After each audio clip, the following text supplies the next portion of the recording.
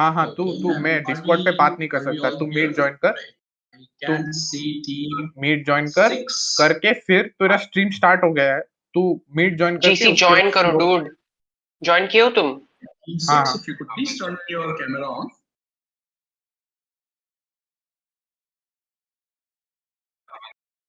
Okay, team 4. Right, we have both the members of team 4. We have both the members of team 2. हाँ, Team 1. Meet join करके Right, फिर do we scene only and have one तू WhatsApp person? Message देख Right, WhatsApp Savan message देख, Chariwal. मैं Discord पे बात नहीं कर सकता, Zoom मीट में।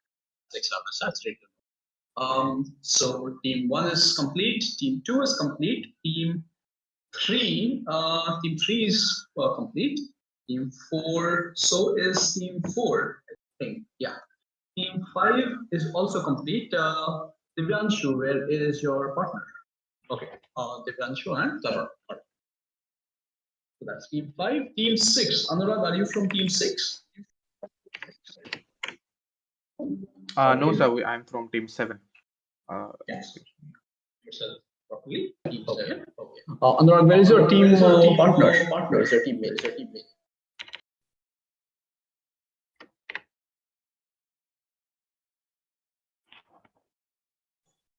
Okay, team 8. Right. You don't have team 8, is it? We should be starting very shortly. Right, as soon as everybody is on board. Right. Right. Divyam and Krishna, if you guys are listening, can you please ping team 8? Right, get them on board ASAP. I think teammate just joined. Teammate drone. अभी तू बस meet पे जा, meet तेरा on कर पर तू meet, हाँ तू अभी सीन अभी जाके सीन हीट करके ओबीएस मिनिमाइज कर दे, मतलब तेरे स्क्रीन पे क्विज दिखना चाहिए, तुझे क्विज दिखना चाहिए, तू जा। Right, can we have let's just start introducing ourselves. Right, team 1, right, if you guys could tell me where are you from, right, if you're the home team or the away team. Yeah. Hi, I'm Savansh. तू समझा ना क्या करना I'm है? based in Kolkata. अभी तू Discord वाला stream You of also कर, have पहले to tell डिस्कॉर्ड वाला me, right, stream what is the one fascinating thing that you learned this week or this week. That'll be difficult to think on the spot.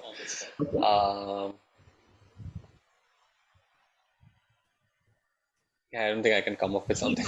We come to you. Team 2. You know the drill. Right, your name, where are you from? If you're from the home college, away college, and one fascinating thing that each of you learned. Yeah. Hi, this is Monish, and I and Tarak are a team, and we are from ISA Kolkata. Okay. And we are currently away from college, continuing in an online mode. And I'm very much passionate about biology. And so I can tell you one biological fact. Recently, I learned about this. So the other day, we were discussing about these birds known as Parus major or tits. And it seems that they have brood selection. That is, they can only care for a limited number of offspring. So it's kind of an interesting subject. Okay, send me an article, something that I could read on the subject. Muni and Tarak, right, from ISA Kolkata. Team 3, Satyam and who else? Satyam and Aditya. Hi, I'm Aditya. We are from VIT Vellore, and currently we are in the online mode. So we are soon due to be there offline, like in a week or so. Okay. And I'm quite enthusiastic about computers in general, more so about the software domain. What about you, Satyam? Hi, so I'm Satyam from the same college, obviously. I'm based in Lucknow and I'm an enthusiastic sports fan. I love F1 and football and obviously computers. So yeah, that's about it. What's your favorite F1 team? Are you supporting Red Bull? No. I support the underdogs. Like I support Haas. As a team, I support Haas, but my favorite racer is Leclerc. Looking at their technical difficulties, Red Bull is an underdog, one would say. Right. Oh yes, sure. I mean, so not with the $1 million budget. Okay, let's get to team 4, Aryan. And who else? Team 4, Aryan and Sutej. Yeah, we meet again. How are you, boys? Yeah, fine. Thank you for asking. This is Sudhir from NIT Jamshedpur. I love quizzing. That's it. An interesting fact that I came this week would be about Tiger Woods' LASIK surgery. So, Tiger Woods' LASIK is not considered doping, but when you see the rules of doping, it should have been mentioned as. I see. Okay. Fascinating. So that was something new I learned this week. Tell me stuff I could read about. Yeah. What about So he underwent doping twice, so plastic surgery twice, and increased his eyesight like essentially. Okay. Should have been doping, but he's still. Fascinating. Fascinating. Tell me, right, what about you, Aryan? Yeah, so hi everyone. This is Aryan and I'm from the IT Mesra.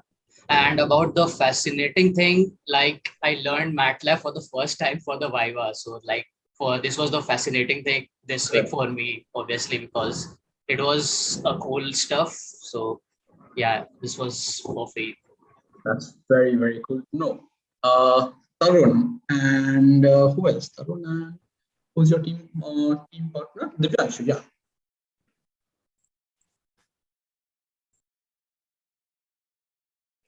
Yeah, Tarun. Yes, sir.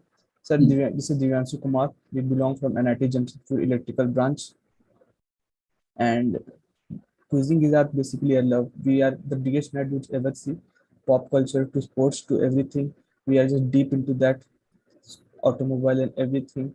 We just like to learn, and that's I think is the basis of quizzing, learning new things and challenging yourself.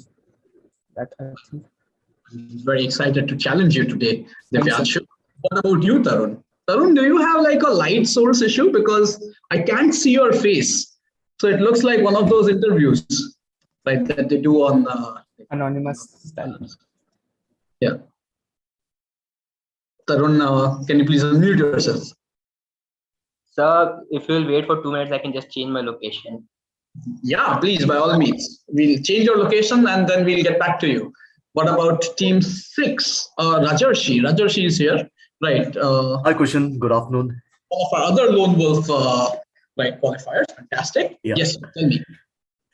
I guess I'm the only corporate participant, so that kind of makes me feel old. I generally do not attend too many Gen quizzes, so really looking forward to this one. Really been excited since you were conducting it. And yeah, happy to be here. Okay, thank you. I'm glad. Yes, team 7. Team 7 will be.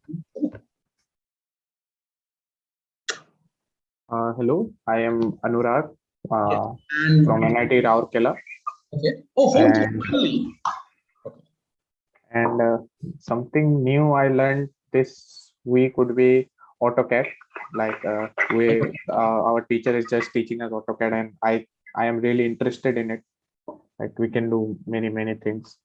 Fantastic. So Yeah. it feels very interesting to me, at least.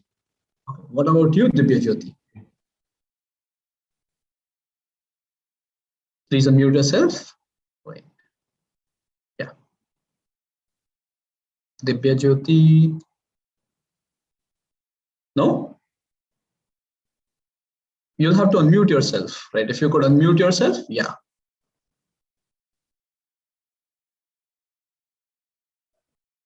Okay. I don't think Divya Jyoti would be into it. So we'll get to team 8, Drona. Yeah, where is Drona? Yeah, hi everyone. I'm also from corporate world. So Rajasri, you are not alone. I'm from DSP Sale. I'm representing Sale. I'm right now based in Durgapur.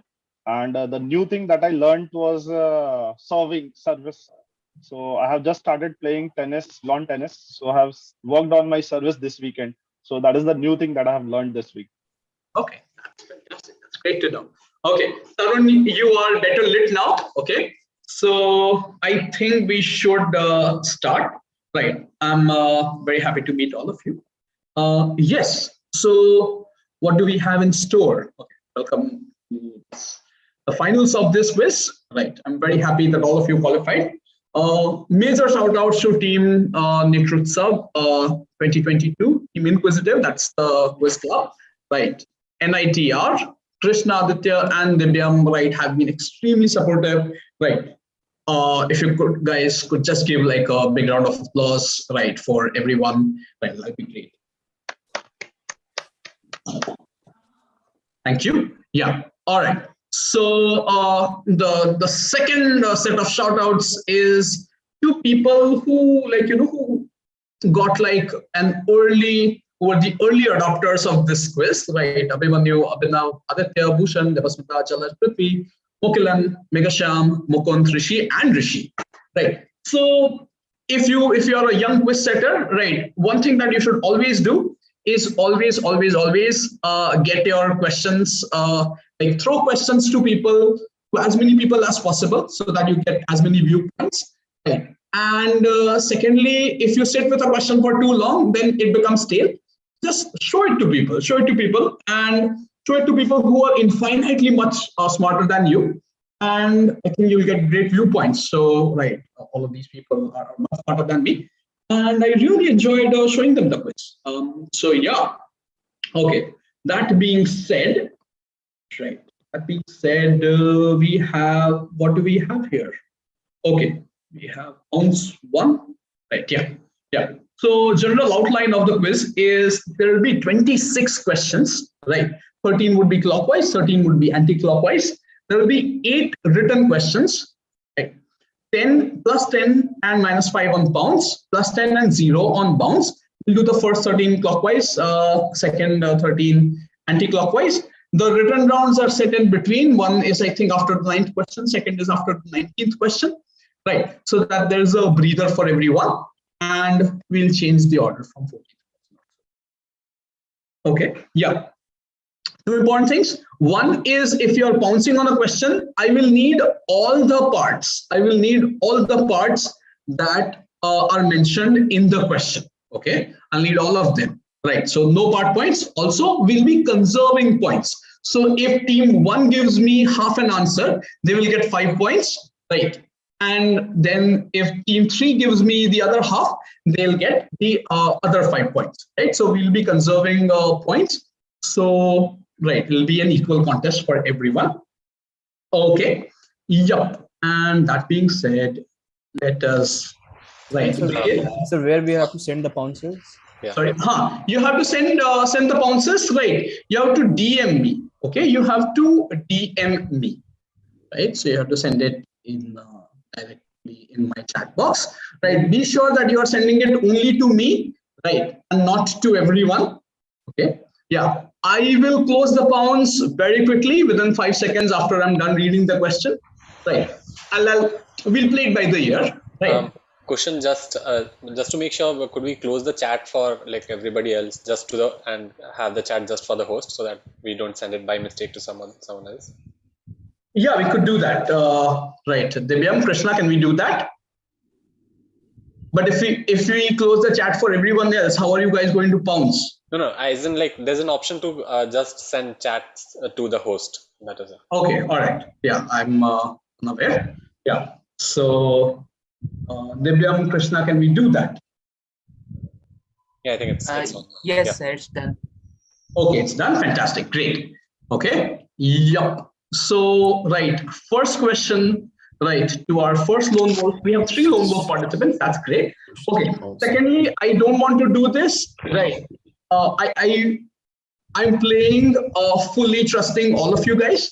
Right. And I trust that you guys would also be playing fair. Right. So just in the interest of everybody and interest of fair play, etc., etc., right, I would require both of your hands on screen always. Okay. Right. Unless you are bouncing and so on.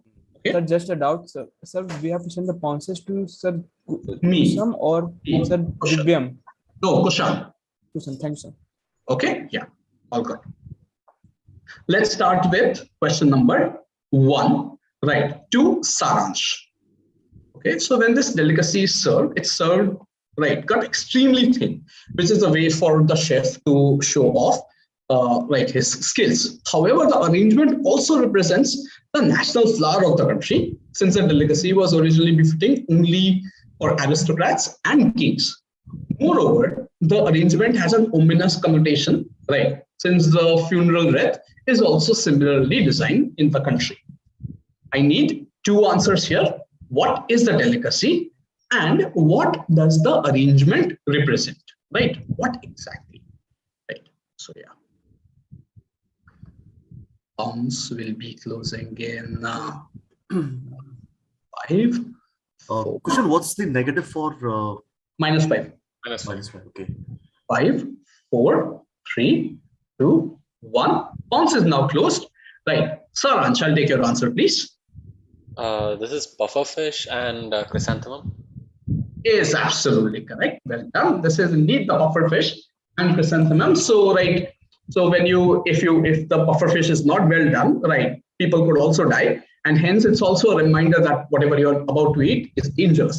Chrysanthemum being the national flower of Japan, pufferfish or fugu, both of them acceptable answers. Well done. +10 to you. Direct question now to team 2. Right, Monish and Tarak. Are you ready? Okay, let's get to your second question. Team 1 gets 10 points on this. Scorers, keep a note, please. Yeah, okay. Team 2, direct question. Excuse me. Yes. I had a doubt regarding the bounces. Like, how do they, like, I mean, so you gave the points to team 1 for the direct answer, but like, what about the bounces? Nobody wants. Well, we actually did. Yeah, but sorry, did you answer? Yeah, that is what my question was actually. Like, we need to send the answer, or we need to send the word pounds before. No, you need to send, yeah, you need to send the answer. Right. Okay. So just to confirm, we won't be getting any negative, right, for this.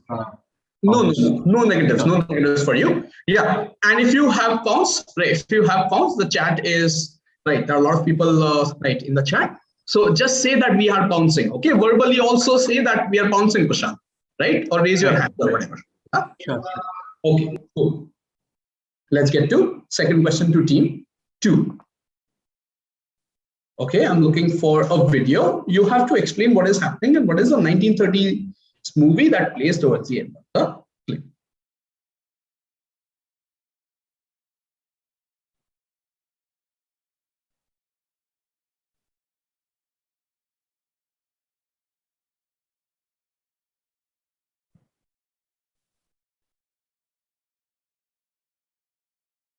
So both these clips collectively are in service of something. They are doing something, right? And they were used for something. And I need, what movie is this?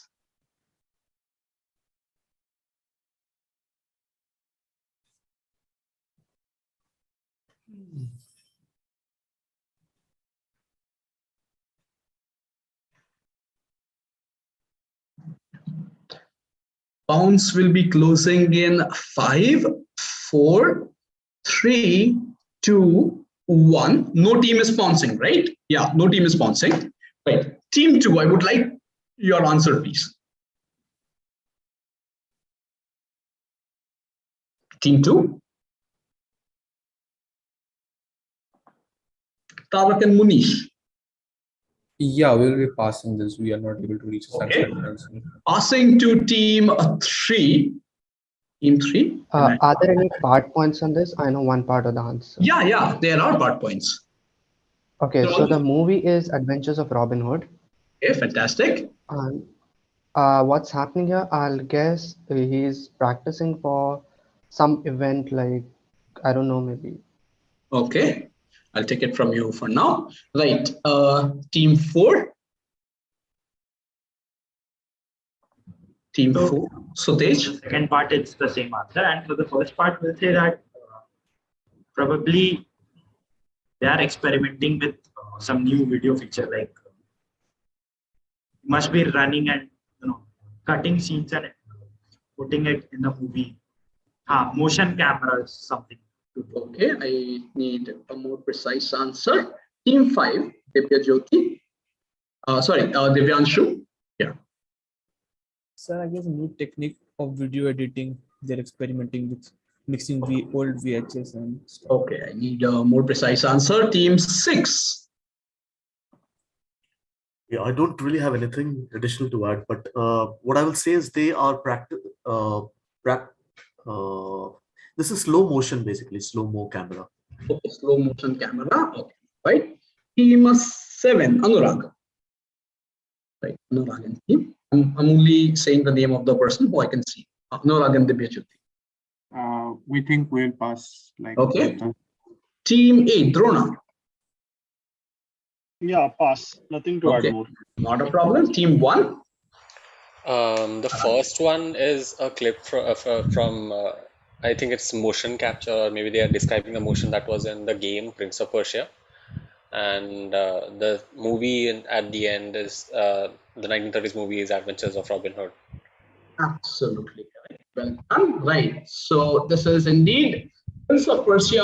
Right. This is motion capturing done for Prince of Persia. Right. So if you could see, right, the guy in the game jumps and runs precisely how they show in the game. Right. And the movie is Adventures of Robin Hood, definitely. So who said Adventures of Robin Hood first? Team 3, I think. Yes, we answered it. Yeah, team 3 get 5 points for getting Adventures of Robin Hood. Saransh, you will get the other 5 points for saying Prince of Persia. Yeah. But Kushan, just a question. So why Prince of Persia and Robin Hood both in the question? Okay. So the sword movement, the sword movement for Prince of Persia, the game is taken from this particular scene. So this was also used for motion capture. Right, so both of them, were used for motion capturing of the first Prince of Persia game, and the sword movement is particularly this part. Okay. So if you see, that. Okay. +5 to you, Saransh. +5 to team 3.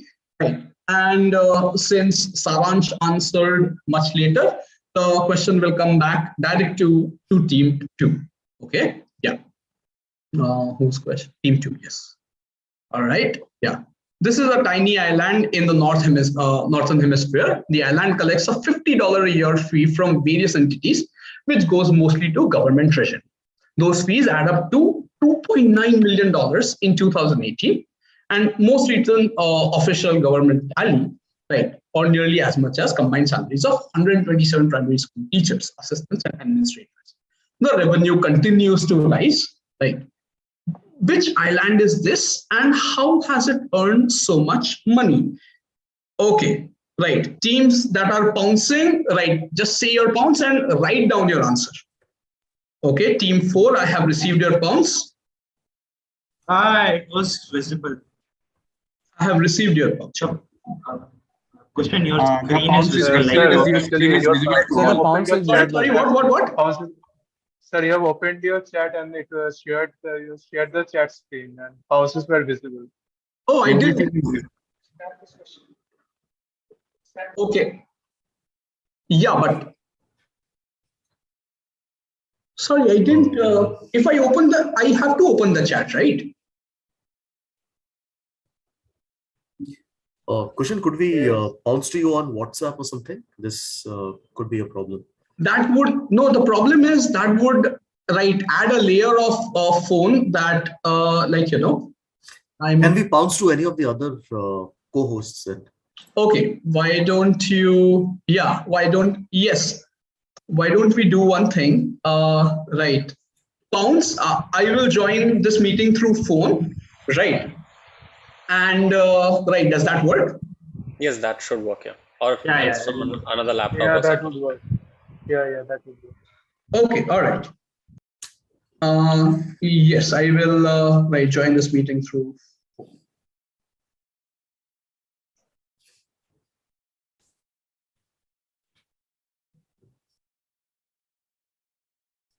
Okay. Yeah, this never happens. Surprising. Okay, so do we have an answer? Do we not have an answer as to what the whole deal is?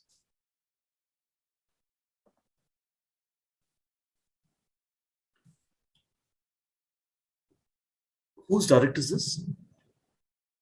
Whose direct is this? This was direct to team 2. Sir, if you don't mind, yeah, can we that- cancel this question because the answer was already shown by like kind of two or more teams answers. Yeah, Bounces were shown. Yeah. Okay.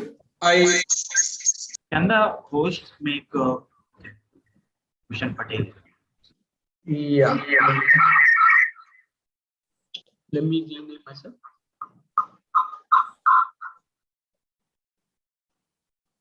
Okay. Can you guys hear me? Yes, question. Okay. So right, we'll replace this question. We'll replace this question right much later. Yeah. So quickly, if we can, the answer to this, right? The answer to this, by the way, was not Tuvalu and TV domain. Yeah. Can I go for it? Yes, go for it.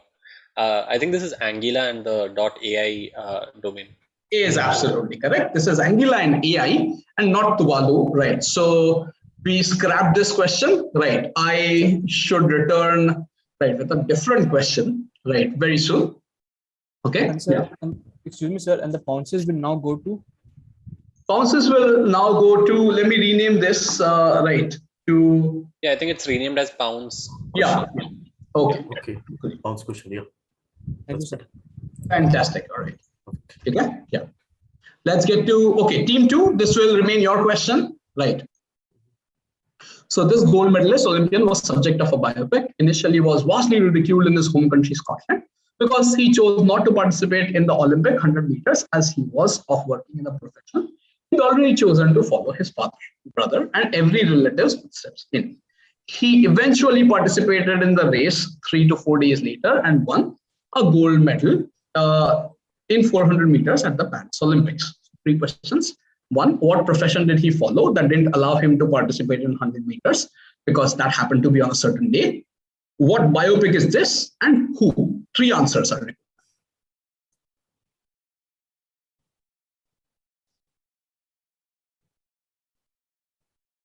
Okay. Pounds will be closing in 5, 4, 3, 2, 1. Yes. Send me your answer, please, on pounds. Yeah, we are bouncing. We have typed. Just typing out the answer. All right. Team 3 is the only team that will be taking pounds from. Okay. What are the other 2 parts?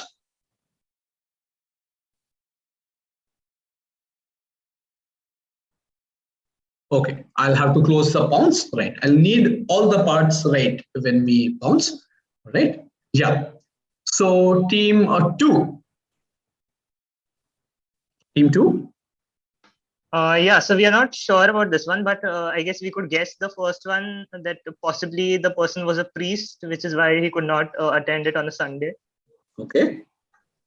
That was the first part. All right. Team 3 has pounds. Team 4. Team 4. Quickly. I guess the sports person is Eric Henry Leider, and the biopic was something Chariots of Fire, I guess. And why he didn't participate in 100 meter was like he was also a rugby player, so basically maybe some rugby match or something like profession. Yeah. Can you repeat the name once again? Eric Liddell, I guess it was Eric Liddell. Eric Liddell, yeah, Eric Liddell. I'll give it to you. Right. Be careful. Right. I'll give it to you in good faith. Right. This is Eric Liddell. Right. And Chariots of Fire. Right. So 5 points to you, right, for saying Eric Liddell and Chariots of Fire, and 5 points to team 2 for getting the priest part right. Right. So this is Eric Liddell and Chariots of Fire. Okay. Yeah. So this now is a direct question to team 5, right? Team 5. Yeah. Okay. Yeah. According to Simon Cooper in Soccernomics, a good measure of how good the football club has historically been is to observe its performance in the European Cup, right, which is now the Champions League, right, ever since the competition began in 1956. Of the first 11 tournaments, 8 were won by either Benfica or Real Madrid. 7 of the losing teams of the 16 finals were Real Madrid or Benfica or Panathinaikos, right, in 1971. In 1970s, a certain influence waned. Resources allocated to these teams also waned, and teams such as Real Madrid, Benfica, and lost their winning streak. In 1986, Steaua Bucharest won, and 1991, Red Star Belgrade won. On the other hand, capital cities such as London, Paris, Rome, Berlin, or Bonn never ever won, right? So according to Cooper, this is because these capitals have much less to prove and have other means to take pride, and resources aren't allocated to the football clubs. So all I'm asking is, what is common to teams performing exceptionally well from 1956 to 1970s? Real, Benfica, Panathinaikos in 1971, Bucharest in 86, and Belgrade in 1991 that led to their exceptional performance. This is direct to team 5. Pounds will be closing in 5. Team 7 has bounced. 4. Okay. 7. Yeah, I got your answer. 5, 4, 3, 2, 1. Right. Team 7 is the only answer that I'll be taking in on Pounds. Team 5. Yeah. Team 5, your answer, please. Sir, we don't have any guess as such. Is it related something to do with wars? Okay, right. Can give it to you. Team 6. Yeah, I'll just take a guess. The cities like London, Paris, these have hosted the Summer Olympics, so they were focused on other sports as well. Whereas the ones which have won were only focused on football. They did not host the Summer Olympics. Good thinking. Good thinking. Right. Interesting trajectory. Team 7. Yeah, we have bounced. We have bounced. Yes. Team 8. Drona. Just a guess. Are these teams means the countries or the teams which are located? So they were not part of Olympics. So they wanted to do exceptionally well in football and win the cup, and so that they will be. They were not allowed in world over. Good thinking. Not quite. Team 1. These were like the performance was driven by dictatorships. Like Madrid was when Madrid all these teams were say Madrid was under Franco. I think that is the one that I'm coming from. The other ones that I'm not sure, but it's like they were driven by dictatorships. Absolutely correct. So all these cities had totalitarian regimes, right? So these totalitarian regimes would take care of the football clubs, and football clubs would act as soft powers, right? And since these were capital cities of totalitarian regimes, they would pool all the money into the capital city football clubs, right? And that is how they perform very well. Great answer, Saransh, right? So this is right, dictatorship or totalitarian regimes. Plus 10 to you, right? So Madrid, as he pointed out, was General Franco. Benfica was Portugal, so Salazar. Then we have Bucharest was Ceausescu, and Yugoslavia was breaking up, so I don't quite remember that. Yeah, but 10 points to you, Saransh. -5 to team 7, right? -5 to team 7. On previous question, right? Did we give -5 to team 3? Scorers? Like I wrote it on my own. You could check with the scorers. Yeah, I'm only talking to scorers. Yeah. No. Yeah, No. please give them minus. Okay, we have added now, but you told just correct. Yeah. My bad. -5 given. Okay, All right. no problem. Once again, direct question to team 2. Okay, so we are going to play another trailer. Sound is not necessary.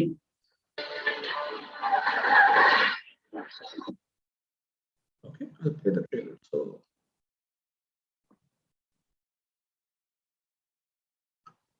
as you can see, the production designers, right, took 2 calls. One is that all shots will have only primary colors such as yellow, blue, green, or red. And the other was from a cinematography perspective, right? So why did they make these 2 calls, as in, right, service of what, right? Because they wanted the film, right, to have a certain look.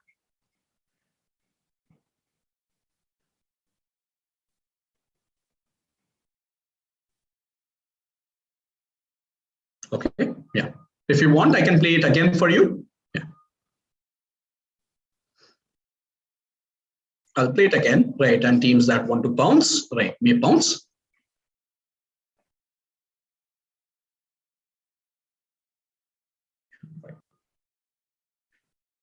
So bounce closing in 5, 4, 3.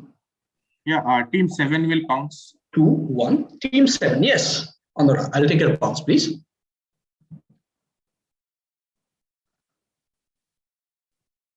Okay, well done. Right, team 7, I have taken your bounce. Right, and now we'll get to team 2. Team 2? We are not exactly sure about this, but two things I can figure out is that maybe typecast characters based on the colors they have. Okay. And the second thing is primary colors are more easier to display, like less cost for production. Surprisingly, this was a film that was made in the 90s, right? Martin Scorsese was supposed to do, right? Nothing to do with money. Yeah, team 3, Aditya. Okay, so one thing I'll go with is that all visual effects were created practically, like no computer generated graphics were used. Okay. And the reason for using primary colors, I think, was because it's easier to use them, and like it's easier to create and mix, and we can create all other colors from that. All right, fantastic. Team 4. Team 4, Sutej. We'll expand on this so that primary colors were easy to work with and to create animation or visual effect animation effect. So they use primary colors. Okay, all right. Team 5, Divyanshu. Sir, we have pounced. Just let me know if the pounce is accepted or. Hey, sorry. Have you pounced? Okay. Yeah, you pounced. Okay. Team 5. Yeah. Team 6, Rajarshi. Yeah, I will say this was a tribute to. They wanted to design this like a comic book, so it was a tribute to the newsprint because the newspapers has CMYK as a color scheme as a primary color, so they were trying to align with that kind of a theme.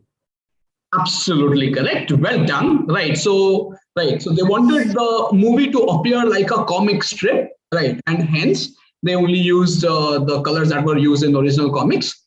And so they also took like a lot of close-up and wide shots. So each shot looks like a comic strip. Well done, Rajarshi. Right. Plus 10 to you, plus 10 to team 5, and plus 10 to team 7 as well on bounce. Yeah. So 3 teams getting this. Direct question now to team 7. Okay. Yeah. So they wanted it to look like a comic book. All right. Yeah. So next question is now to team 7. Yeah. The world's closest capital cities are separated by a distance of less than 5 kilometers from each other. They even have a flight that lasts less than 10 minutes if one would like to hop from one capital to another. Why are they so close and are different territories? Is because one of them was a French settlement named after the person shown right here, and the other was right, and other had an erstwhile name named after another person showed right in the picture. Simply, what are the 2 capital cities that are on the opposite shores of a certain water body? I'll need 2 answers here.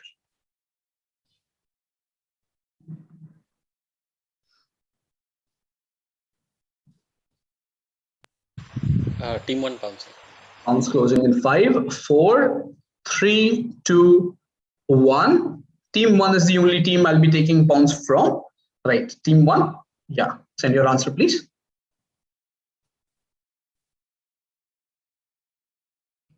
Team 1, quickly.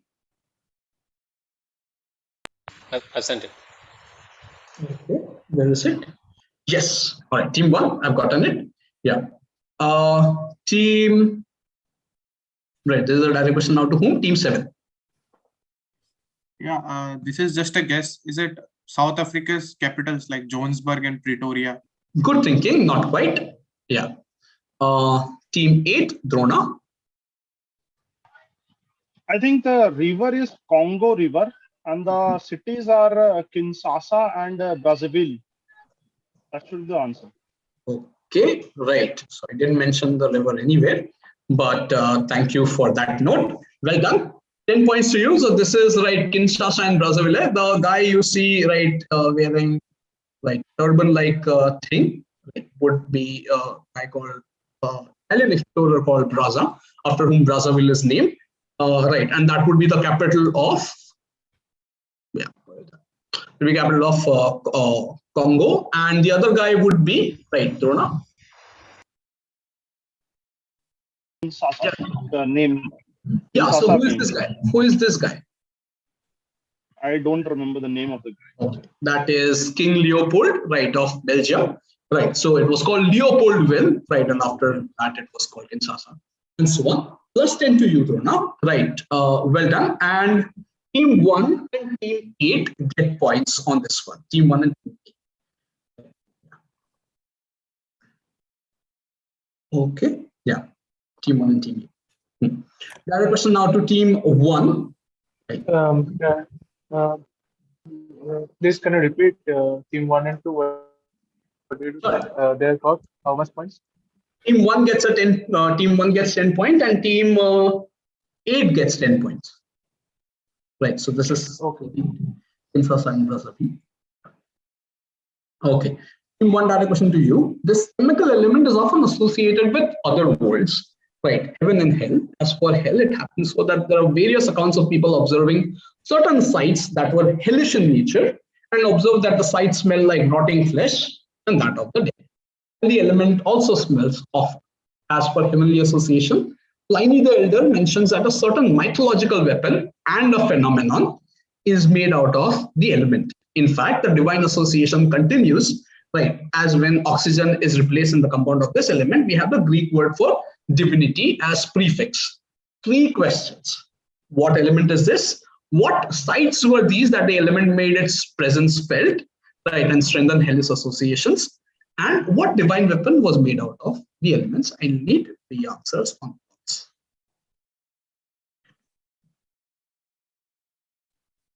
Team 2 would like to pounce. Can we type it? Who? Team 2. Yeah, please pounce.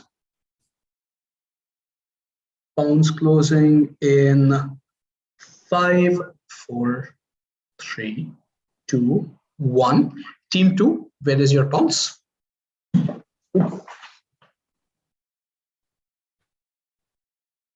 Yeah, Team 2.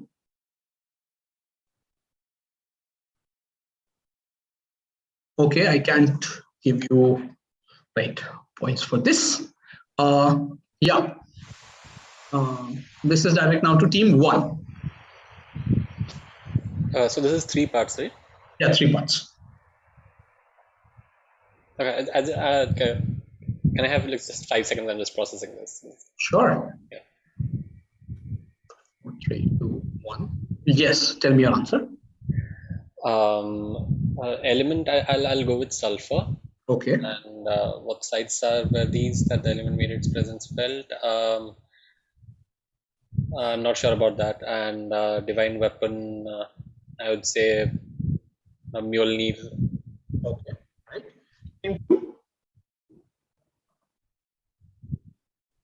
Yeah. Tarak and yeah, Team 2 pounced. Team 2 did pounce. Yes. Team 3. Team 3. So is the element is sulfur? The sites I don't know. The divine weapon will go with what can we go with? The fire dragon or something like that. Okay. All right. Okay. Team 4. Okay, adding on to that last answer, it was the smell of sulfur. You already done the whole. Right. Okay. Yeah. Team 4. Team 4. So Tej and for the element. Okay. First of all, my partner he has no electric connection at his office now. So I'll be playing lone wolf till he comes back. All right. And for the element, I had a guess sulfur. Okay. All right. No other answers? Yeah. We'll take it from you for now. Team 5. Divyanshu. Right. Yeah. So So for the element, we'll guess sulfur, and for the sites, we'll guess around volcanoes. You have these places where that extrudes sulfur and creates all type of structures. I think that's could be a pretty good guess, and we have no idea for the divine weapon. I think it's Poseidon's trident. Okay, good thinking. Yeah, team 6. No, I have nothing to add to what was said. Team 7. Right. Basing on our guess that the divine weapon is Mjolnir, we will guess the element is Uru.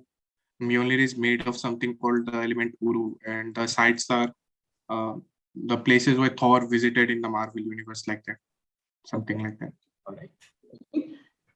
Drona. I think the element will be silver. Okay. I'm not sure about the present sites and hellish divine weapon and all. The element. You muted yourself, my friend. Yeah, the element must be silver. Okay. Team 1, this was direct to team 1, right? Team 1 gave sulfur as the first answer. So team 1 will get 3 points, right, for getting sulfur. Team Divyanshu gave like a really good answer with volcano, right? So he would get the remaining 3 points. Right. So this is sulfur, right? Sulfur would be found around volcanoes, and volcanoes would also be thought of as, okay, like hell is leaking, underworld is leaking, etc., etc. Right. As for the divine weapon, they thought that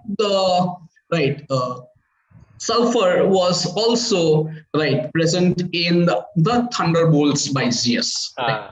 So thunderbolt being the phenomenon and like the divine weapon, right? And so on. Okay. All right. So this is direct to team 6, right? Since Divyanshu gave the other part. Okay. Team 1 gets 3 points. Team 5 gets 3 points. We good? Yeah. People who are scoring, right? Can I please have your names? I keep on forgetting. People who are scoring. Yeah. They are Swapnil and Ajitesh. Sorry. They are Swapnil and Ajitesh. Yes. Yeah, can you please drop in the chat? I'm sorry, I can't hear. There's some issue. Okay. Team 2, I would not give you like a negative, right? But no points for you, right? Because I didn't get all the answers. I needed an exact sort of a thing, right? No negatives for you, but no points either. So yeah. So team 1 and team 5 gets +3 and. Yes, no points to anybody else. Swapnil and Ajitesh. Thank you. All right. Next up is direct to whom? To team 6. Yeah. Rajarshi, there's a direct question to you now. Okay. Yeah. So this creature has a crucial effect on the sub-Saharan regions as they prevent mixed farming. The lands here need to be tilled by hoe rather than cattle, which are infected by the creature. Once the creature affects the cattle, they often die. Cows produce low quality milk, right? And they often face abortions. The creature covers, right, a huge, area of 10 lakh square kilometers and 38 countries. And the land here is known as green desert because, right, all of the land, right, is unarable because of the presence of this particular creature. And if you see the economies, all the 38 countries are debt-ridden because majority of their economy is run on agriculture. What creature is this that has the sub-Saharan countries in a chokehold? Can I answer or? We'll wait for a moment. Yeah, right. People are bouncing. Pawns would be closing in 5, 4, 3, 2, 1. Pawns is now closed. Nobody is bouncing. Right. Rajarshi, please take it away. Yeah, I think this is the tsetse fly which causes sleeping sickness. Is absolutely correct. This is the CC fly. CC or tsetse, yeah. Right. CC fly is absolutely correct. And that would bring us to a nice segue, right, which is a written round, right? So written round thematic. We'll have 4 questions, right? The answers to which would be the same word repeated twice as CC, right? Yeah. So for example, gaga, lapu lapu, natu natu, right? That's that sort of a thing, right? 5 points for each correct answer, plus 5 bonus if all 4 of them are correct. You will need to send me your answers, 4 answers together in the chat box. Okay? Are there any negs for this written? No negatives. No negatives, my friend. Yeah. Okay. Yeah. Let's get to the first first one. Yeah. Just send me 4 answers together. Okay. Yeah. So this was discovered in Japan in 1658 by Mino Tarazimon, an innkeeper in current Fushimi-ku, Kyoto, who, according to legend, was said to have discarded surplus seaweed soup and noticed that it gelled later after winter nights freezing. Right. What entity is this that one often uses in biology labs and also in making desserts? Right. Remember, your answer should have the same word repeated twice. We need to send all 4 together or one by one? Yes, sir, please. Yeah. Yes, okay. Okay, right. So just be sure that you type the first one, then wait for the second one, hit the enter later. Yeah. Okay. So that's 1. Second up is 2. Right. In the late 1950s, the region that you observe underwent a rebellion. The rebellion got its name from as an anagram for the local language's phrase for get out, right? The Akamba people say that the phrase meant our forefathers. What is the rebellion called?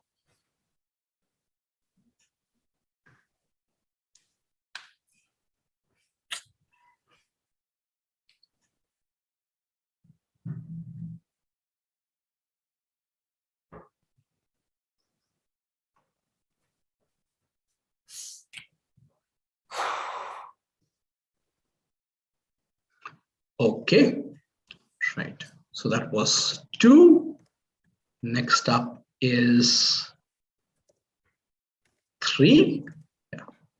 So this is a Frank Sinatra film, which is based on a dance form that was prevalent in Moulin Rouge and other establishments. It is said that when Nikita Khrushchev went to see the film shoot, he found the dance form vulgar and offensive. What dance form is this that also lends a name to this Frank Sinatra film? Right, the dance form is visible very much on the film's poster. So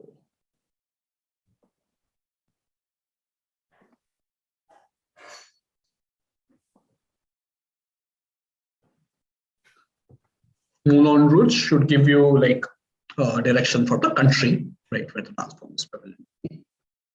Okay, so that's 3. Next up is a 4. This is the establishment that is in the logo of a company, right, that has the rights to which famous character and author's other works, right? The author does not have many other famous works, right? Yeah. So, right. This, right. This is establishment that is in the logo of a certain company that manages the estate of a certain author and his creative, right, character. Yeah. Sir, just a second, I'll quickly. So just questions. In the last questions, we have to answer. So what we have to exactly answer in the last question? Give me the name of the dance form. Sir, this is the 4th one. Name of the character. Oh, thanks. Okay, yeah, because that would fit in your logic. Okay, I'll quickly repeat so that you can write down your answers. Right. So something that was discovered in Japan, right, that is used in biology labs and in deserts. Right. Second, so some rebellion that happened in 1950s that literally is saying to get out, or our fathers. Right. So that's 2. Next up is 3. Dance form that Nikita Khrushchev found extremely vulgar. Right. Nikita was a guy by the way. So, okay. So, and yeah, this is an establishment that is in the logo of a company that manages the estate of a certain author. Right. So, any clues on this, on the 4th one? Right. Focus on the I would fact. like to block a clue. Okay. No clues. Like focus on the fact that your answer should be like should be repetitive, right? How many characters do you know that will have a repetitive name? I'm not giving any more clues. I'm just giving the clues that I need to. Okay. So with that, Go back to the second question. Sorry. Go Second back. question for, Yeah. for 5 seconds. Sorry. Okay. And now I will need you guys to submit your answers, please. Okay. Yeah. I have gotten, guys, just give me together. Okay.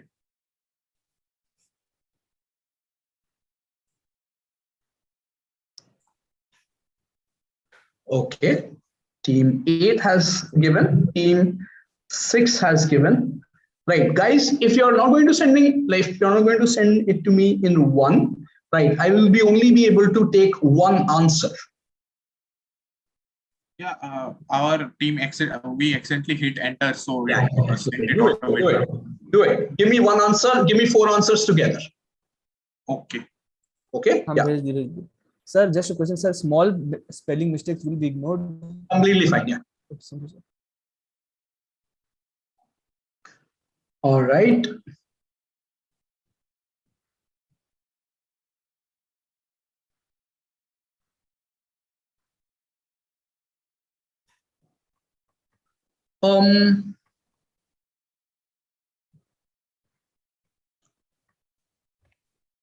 Team 5. Yes, sir. I would like to just for a second, right, stop sharing this. Right.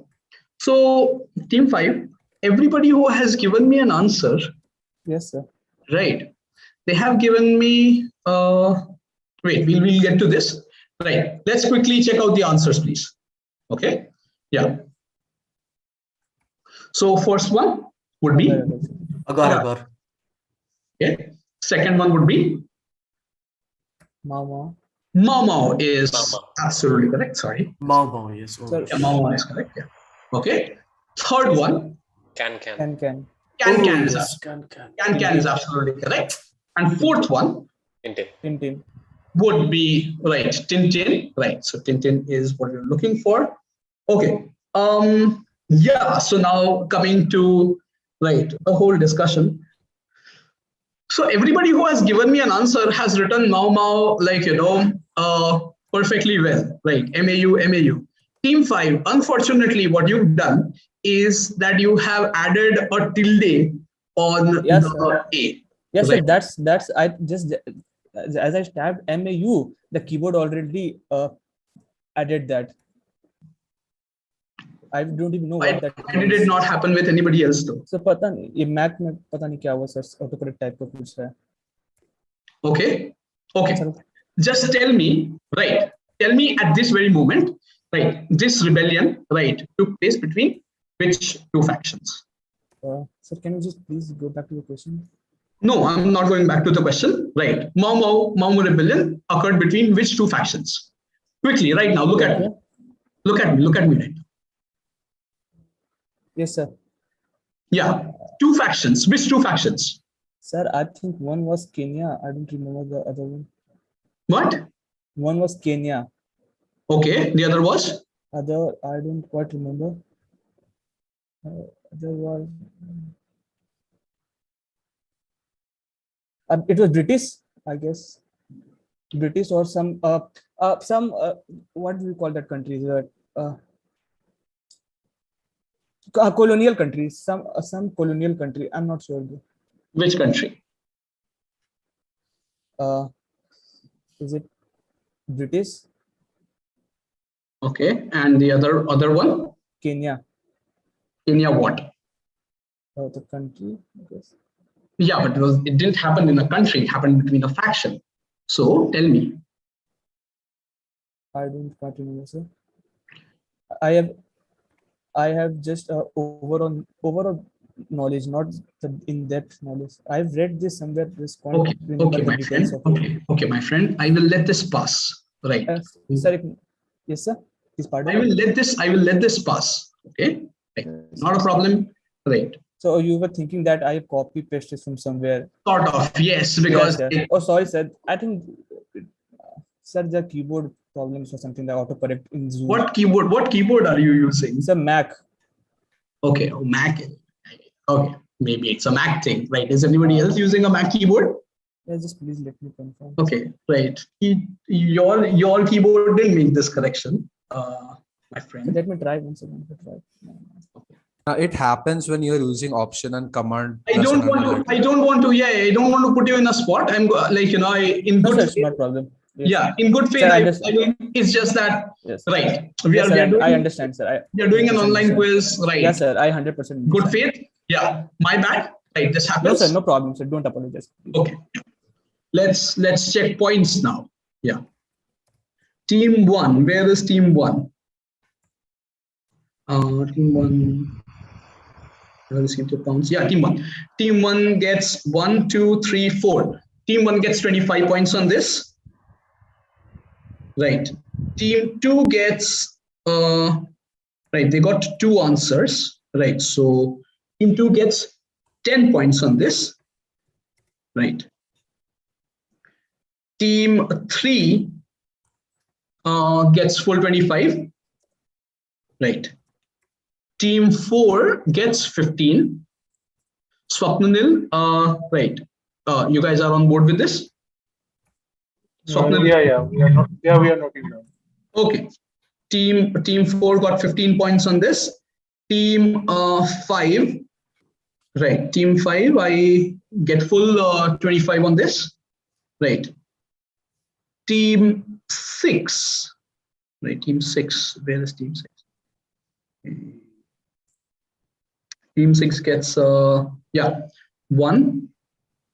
Okay. Team 6 gets 5 on this. Right. Team 6 gets 5 on this. Team 7, right, gets 10 on this. And team 8 gets no points. Okay. Are you on board? Yeah, all good. Okay, cool. Let's get back to regular programming. Sir, just a request, sir. Is this round over? No, it's not over. We'll four or 5 more questions to go. Yeah, right. Then we'll do the counterclockwise. Yeah, I mean, like, okay. I was thinking if you could get the scores at some point. We'll get to it once this round is done. Okay, whose direct was this? Right, the last one was. I think it was mine. The Setsi fly. Yeah, you did say so. This would be direct to team 7. Okay. Yeah, team 7. So the Japanese kitchen equipment, which lends its name to a raised landmass in the Pacific Ocean, in the Tokyo metropolis in Japan, right? And this landmass was immortalized about half a quarter century ago, when a certain act noting accomplishment was actualized. What is being talked about? How was a certain landmass that's named after this kitchen equipment was immortalized? Pounds closing in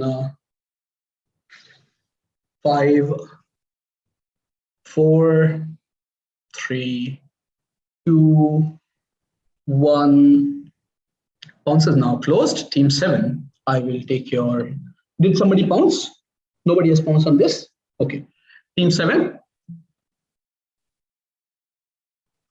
Pounds is now closed. Team 7. Yeah. Well, excuse me. Just a minute. Okay. My teammate is saying it's something called Shibuya. Actually, I am not. What are you sure. saying? He's saying Shibuya something. Okay, we'll take your teammate's guess. Right, both of you are the same team. Shibuya is incorrect. Drona, we'll come to you. Is it something related to the nuclear bombing that happened in Fukushima? I just a guess. Different direction. Yes, team 1. I'll go with is this Iwo Jima? Iwo Jima is absolutely correct. Right. So this is right. So this equipment is called Suribachi. Right. Suribachi is name of the peak. Right. Iwo Jima is the name of the island. Right. So Suribachi, upon which the flag was raised. So flag raising on Iwo Jima. Right. It's actually flag raising on Suribachi. Right. Will fetch you full 10 points, Saransh. Okay. Right. Direct question now to team 2. All right. Yeah. Recently, these two football clubs played a match, and the scenes on the grounds were unlike anything that one would regularly observe in football stadiums. The reason was a sanctions code created by one of these clubs, which was sort of a corrective measure created owing to the events that happened when the club played Shakhtar Donetsk, Ukraine. The sanctions were applied on certain demographic and thus leading to the aforementioned unlikely scenes in the stadium. When Guardian covered this, the story, the article title they gave to this was also the core tenet of a safety procedure named after a Royal Navy ship which made its final voyage in 1852. And now the safety protocol is followed worldwide for any calamity, not just marine ones. Right? Simply, what is the title of Guardian article? 4 words. Is this open on bounce? It is open on bounce, yeah. Bounce would be closing. 1 moment. Team 6 is bouncing. 5, 4. I'll be taking your bounce. 5, 4, 3, 2, 1. Bounce is now closed. Team 6 is the only team that has bounced. Team 2. Team 2. We are not aware about the Guardian article, but about the ship, we could guess it is Mayday. Okay, so Mayday. Right? Yeah. Oh, yeah. No, we are done with that round. Right. No repetition. Nothing to do with Mayday. Team 3. Satyam. Okay. So I have 2 options in my mind. I'll go with together we will win. Yes, we will, but that would not be the correct answer. Team 4. Sutej. Try to guess related to Mayday. Sorry? Mayday. Okay. Team 5. So no idea. Okay, not a problem. Team 6. I bounced, so Yeah, sorry. Team 7. We will pass. Okay, team 8. Drona. Yeah, pass. No idea. Okay, team 1. Saransh. I'm guessing this is like the captain going down with the ship. So yeah, like going with 4 words. Captain goes down with ship. That's 5 words. Captain goes down with ship. Like that. Right. This was a direct to whomst? Nice guess. Team 2, right? This was team 2. Okay. Rajarshi was the only one who got it correct on the bounce. Right? God. Yes. Explain the whole thing. Explain what it is. So this is the protocol which is followed in case of any disaster where children and ladies and children are rescued first. We saw that on the Titanic and prior to that as well. Yes, absolutely. Right. Because there's always a shortage of lifeboats. So it's always the ladies and children who get rescued women first. And children first, right? So in this football club, in this Turkish football club, men are not allowed in stadium anymore. Men under the age of 12 years old, right? So only women and children, right, are given preference. I'll go women and children first, right? Because men did what men do on football stadiums. So yeah. So plus 10 to you, Rajarshi. Excellent answer. This was direct to team 2. Now we'll get to team 3. Satyam and who else? Okay, yeah, we'll get to team 3. Satyam and Aditya. Yes, Satyam and Aditya. This mythical story about one man's triumph over a particular creature in a particular geographical entity is trotted out in the first quarter of every year. Okay, not the financial quarter, right? Just the quarter. Well, there is a scientific argument regarding the absence of creatures on this landmass. The landmass is an island. The scientific argument being the landmass is an island surrounded by frigid Atlantic Ocean. The creatures can't swim, especially in cold waters. So with the ice age bridges melting, the island remained devoid of these creatures. The credit is given to a certain fully being, right? Yeah. However, when you separate fact from fiction and study the history of the Icelandic country, right, you understand that the creatures are metaphor for certain group of people which use the creature as their holy symbol. And when the holy being triumphed over the creatures, it actually means religious conversion of this group. Two questions. What is the myth here? And this talks about the religious conversion of which group of people. I will need an exact answer.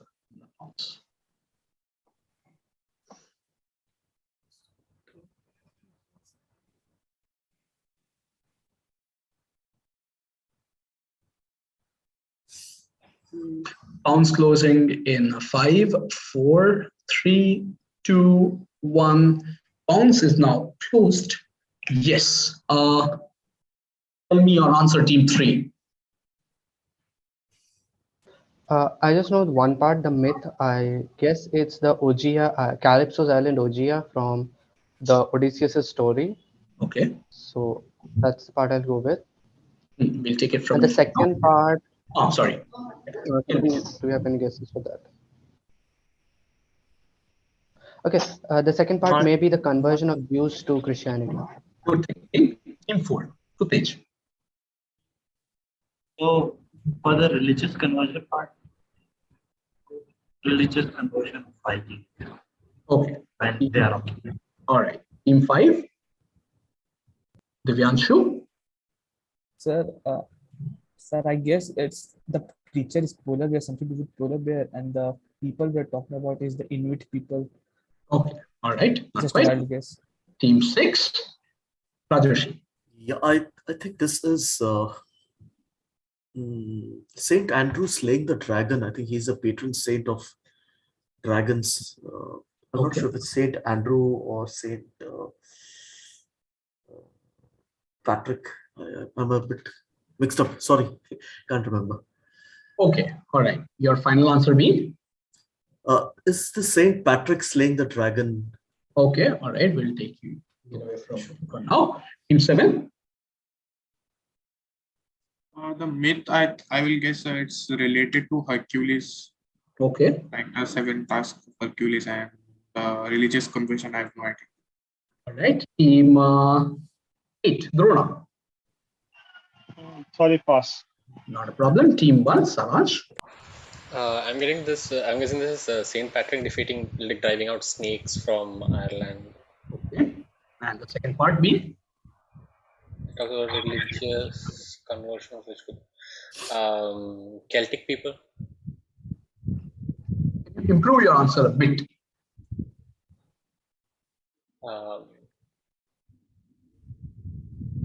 Is the Celtic part correct, or do I need to improve on that?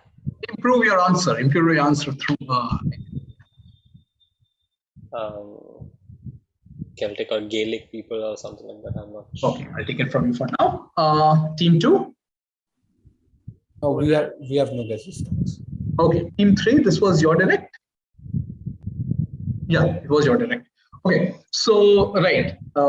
I will use my discretion. Right, I will award 2 points for Rajarshi for getting the Saint Patrick part correct. I will award 4 points to Saransh for getting Saint Patrick driving out snakes.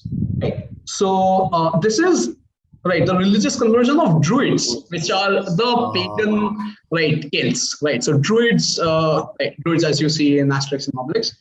So Saint Patrick driving out snakes of Ireland. 4 points to team 1, right, and 2 points to team 6, right. Swapnanil and Jitesh, right. Just make a note. Sorry, is it not 3 and 3? Is it not 3 points and 3 points? I'll tell you why. Yeah. I'll tell you why I gave you 2 points, because you only got to the Saint Patrick part, right? He gave and you said Saint Patrick, right? Dragon, yeah. So and he said, Saint Patrick driving off snake, which is the full funda. Which would have been 5, but since you already said Saint Patrick, that's why it's 4, right? And so on. Okay. Okay, let's get to whose direct is this? Is this direct to team 2? Yeah, this is direct to team 2 again. Okay, right. So according to Neil Gaiman, because of what technical reason did novels in 17th and 18th century have longer sentences, longer paragraphs? Right. Because of what reason? Why?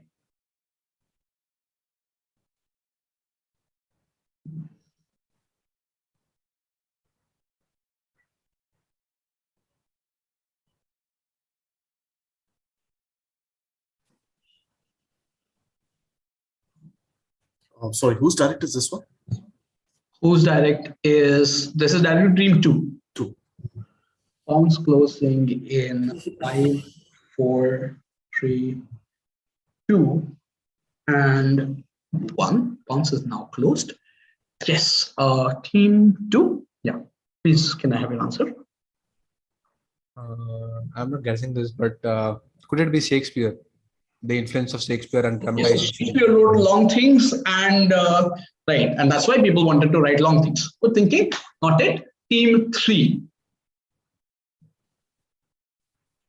Aditya and okay, so people in the 17th and 18th century wrote things in ink, and so inks basically quills and fountain pens, so they wrote till the ink ran out, so they had longer sentences. Like once they dipped it and they wrote it.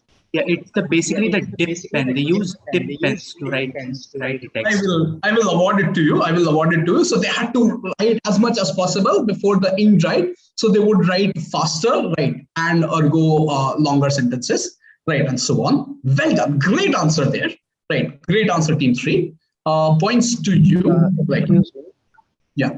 Could we ask, please, team 6 Rajeshri to mute? We are getting some disturbance from his mic, I guess. We're getting some disturbance. Is someone unmuted? I think Rajeshri was. No, it's not from my end, I can tell you. But I'll mute myself. Okay, thanks. I thought your mic's on. Maybe some disturbance. Just everybody mute yourself. Just everybody. These things happen. Completely fine. Yeah. Moving on. Right. So team 3 gets full 10 points, right, on this. And then we'll get to Hoomst. Yeah. Team. Okay. So that was right. Before we get to the second bounce, right? Let me stop share for a second, right? And get a question, right? Get a replacement question. Yeah. So just a second, so that we can heal from the first bounce. Yeah. Just a second. Could you see the scores, meanwhile? Yeah. Please tally the scores until then.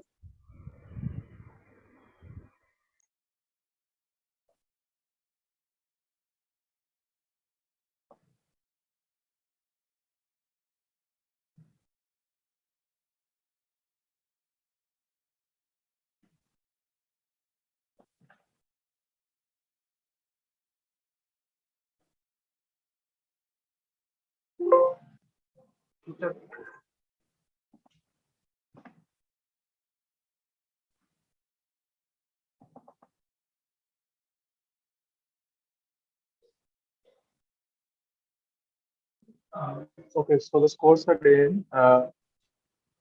So team 1 is at 77 points, team 2 at 15 points, team 3 at 35 points, team 4 at 20 points, team 5 at 48 points, team 6 at 27 points, team 7 at 15 points, and team 8 at 10 points.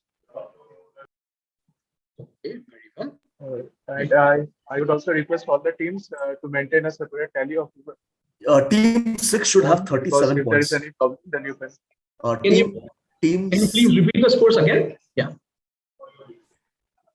Yeah, so team 1 is at 77 points, team 2 is at 15 points, team 3 at 35 points, team 4 at 20 points, team 5 at 48 points, team 6 at 27 points, and Team team 7 at 6 15 is on 37 points.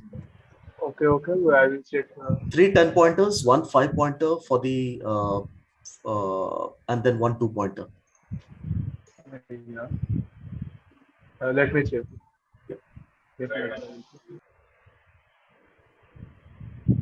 Are we on board?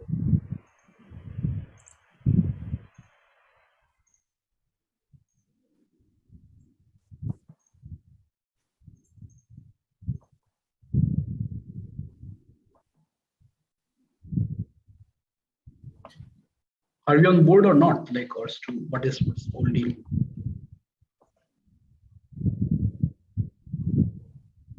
So Swapnil and whoever is the scorer, I got a 10-pointer for Setsi Fly, 1 10-pointer for 1 pounce on the Women and Children First, and 1 10-pointer for the Dick Tracy comic book. So that's 30. 5 points for Agar Agar and 2 points for the St. Patrick. So that's 37.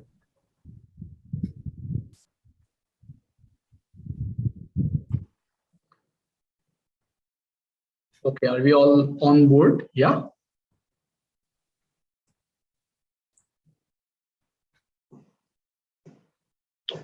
Scoring team.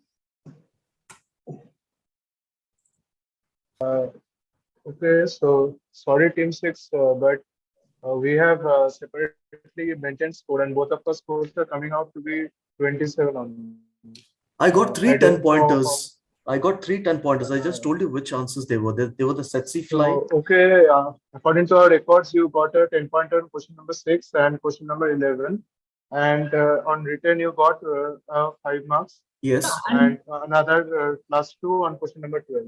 And before that, a 10 pointer on the bounce. He got a 10 pointer. He got a 10 pointer on CC fly. He got a 10 pointer on the Dick Tracy question. Tracy. And he got a 10 pointer on the women and children first. Women and children first. You probably missed that. Let me quickly check. Right. Women and children. Okay. Did you take into account question number 11? Yes, question number 11 was taken into account. Yeah. Okay. Did you take into account question number? Setsi fly. Yeah, question number 9. Okay, so 9. No, I think we avoided that. It's all done. It's all that done. was our better. अरे किसी और को दे दिया क्या? Don't do that. Totals will change a little bit. We are updating the totals just now. Yes, please. That is for team number 6. Question number 9. Thanks. And this is a lesson for all the teams that you also please maintain a separate score because mistakes happen from our side also. And thank you, Rajeshri. No problem. Pointing it out. So could you repeat the scores now for like all teams? Which team had gotten the mistaken score and all that? Hey, let me do the question. They can do that thing on the back end, right? Yes, Yeah, the question answered in. So the points of all the teams remain the same. So the team number 5 goes down to from 48 to 38, and team 6 from 27 it goes to 37. And the marks of all other 6 teams they are the same. Okay. So let me repeat once again. Team number 1 is at 77, team 2 at 15, team 3 at 35, team 4 at 20, team 5 at 38, team 6 at 37, and team 7 at 15, and team 8 at 10. So that's the final score. Thank you. Very well. Okay, let's get to the next up. Yeah. Okay. So, right, when she was young, her family moved to Ghana, a country rich in a certain commodity. The family collected, some units, right, and used to play a game, right. And when she moved to Oxford, the game became popular among her friends as well. She realized that the game didn't exist as a marketed product and set out to create a product, especially at a time when the video games were in and board games were mostly dying. We got 100 sets made at Camp Hill, where a community of people were with learning disabilities live and work. They baked, made cheese, and ran a small woodworking workshop. Eventually, Hasbro came in the picture, and game found a roaring success. What is this game? Taking its name from Swahili word denoting objective of the game. Team 6 has bounced. Yes, sir. Yeah. This is direct for what? Yeah. This is direct to team. What the last one? Yeah, team 4. Okay, I'll bounce. Team 1 bounce. Team 3 has bounced. Team 3, yes, has bounced. Yeah, once you bounce, you have to send your answer. Don't just say bounce. Bounce will be. Yeah, I said ma'am. Yeah. I'm saying it to everybody in general. People who have done it. Bounce closing in 5, 4, 3, 2, 1. Right. Yes, team 5. Okay. Team 1, right, is the last answer I'll be taking. Team 5, 1, 8, 3, and 6 are the answers that I'm taking. Okay. This is now direct to team 4. Yeah, so Tej. Sorry? Huh? I can't hear what is he saying. Yeah. So Tej, can you please be clear? Am I audible now? No. Be a little louder, my friend. Oh, a little louder. I said go. Go. Okay. Go. We had a go question yesterday. No more go questions. Team 5 has pounced. Team 6 did. Team 6 has pounced. Team 6 has bounced. Yeah. Team 7. Team 7 has not bounced. Team 7, can I have your answer, please? Is it the game Scrabble? Not Scrabble. Team 8. Yeah, Drona. I have pounced. Question, I have pounced. You did bounce. You did bounce. Yes. Right. Team 1 also has bounced. Team 2. Team 2. No, pass. Okay. Team 3. Team 3 bounced. Yeah. Okay. So with that, we come to the end of the first bounce. Right. I'll tell you the scores. Team 1 gets a +10 on this. Team 6 gets a +10 on this. Team 3 gets a +10 on this. Right. Yeah. Team 8 and Team 5 get a -5 on this. Okay. So 1, 6, and 3. 1, 6, and 3 get a +10 on this. Right. And 8 and 5 get a -5. We good? Swapnanil and Ajitesh. Yeah, that's good. Okay, fantastic. All right, we'll come to pounce number 2, and we'll begin with team 8. We'll go in anti-clockwise direction, right, till the end of the quiz now. Question, what's the answer? Yes, sir. Oh, the answer is Jenga, right? The answer is Jenga, right? So woodworking, right? Basically, the answer is Jenga that we were looking for. Yes. Okay. Get to now. Whose direct question is this? Direct question now to team 8. Yeah. Okay. Yeah. So in the picture, you can see, right, in the picture, you can see an island that is Juan Fernandez Archipelago in Valparaiso, Chile. It's named after the inhabitant of the island who stayed here for 5 years in early 16th century. It is situated 180 kilometers away from a different island, right, that was renamed by the Chilean government in 1960s in order to cash in on the popularity of a certain fictional character that was based on the person whom the first island is named after. Simply identify what are the 2 islands called, one named after a real person and another after a fictional character based on the aforementioned person.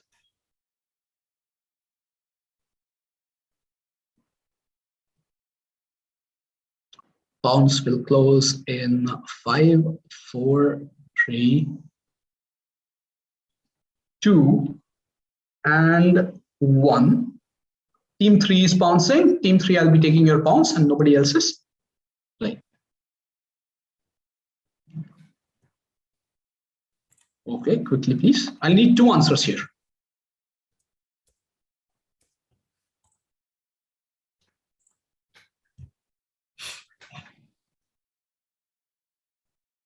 Could you give me like just a minute? I'm trying to work it out. The second one, I have one. Yeah, on bounce, I will. Then I should also be able to take other responses, no? Right. So. Sure. Fine with that. Okay, I'll keep the bounce open for the next 5 seconds. Right. If team 3 answers, well and good. If not, yeah, we'll move on. 5, 4, 3, 2, 1. Bounce is now closed. Team 3, I won't give I sent the answer. Okay, I sent the got answer. it. Yeah, team 3, I got it in the nick of time. Okay, yeah. Drona. Okay, can we all mute ourselves? Yeah, hello. I will pass this one. I don't have an idea. Okay, yes, please. Team 7. So I think the fictional character is Robinson Crusoe and the island is Robinson Island, and the name after a real person, I don't know about that. Okay, team 6, Rajarshi. Yeah, for the fictional one, I had the same guess, Robinson Crusoe, and for the real character, I will guess Hernando Cortez. Fernando Cortez. Okay. 5. Tarun and who else? Tarun and Divyanshu. We've not talked since long. Yeah. Sir, yeah. So first one is Robinson Crusoe, Robinson Island. Other one based on the real person is something Alexander. We don't quite remember the name. Okay, can't give you on that. Right. Can you improve your answer a bit? Alexander, yes, sir, I've read somewhere, but I just can't recall it at this current moment. Okay. Alexander S. Selric or Selric, I guess, or celery, something like that. Alexander Selric, the final answer. Okay, right. I'll give it to you. Right. This is indeed Alexander Selkirk. Right. This is Selkirk. Sorry. Selkirk. Fair. Right. Alexander Selkirk. Right. We'll fetch you. Right. 5 points. Right. And 5 points for saying who said Alexander. Robinson Crusoe first. Team 7, I think. Team 7. Yeah. So team 7 gets 5 points and team 5 gets 5 points. And direct question now to team 4. So this is your question. Did your partner come? What is happening? Did your partner come? There is no electricity. Okay. I'm so sorry. Excuse me, Coach Mark. To confirm, we got a -5, right? On this one, team 3.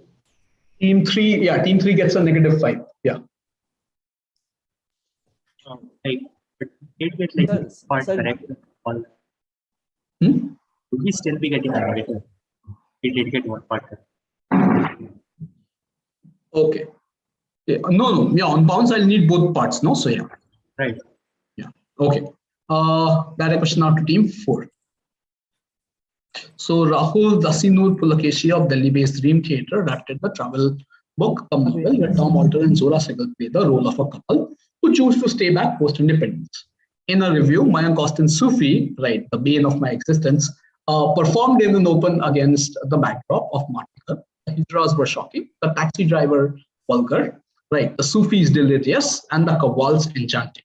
Right, even the fighting cocks were real, though the snake sensibly was not. Which book is this and who be the writer?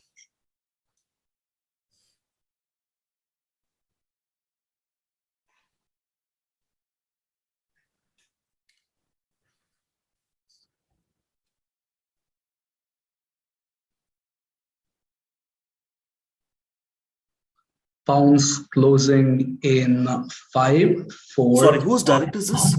This is direct to team 4.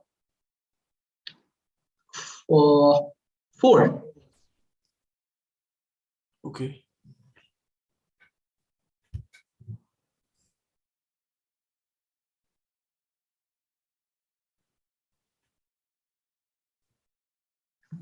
Pounds closing in 5, 4, 3, 2, 1. Team 4, I'll need your answer quickly.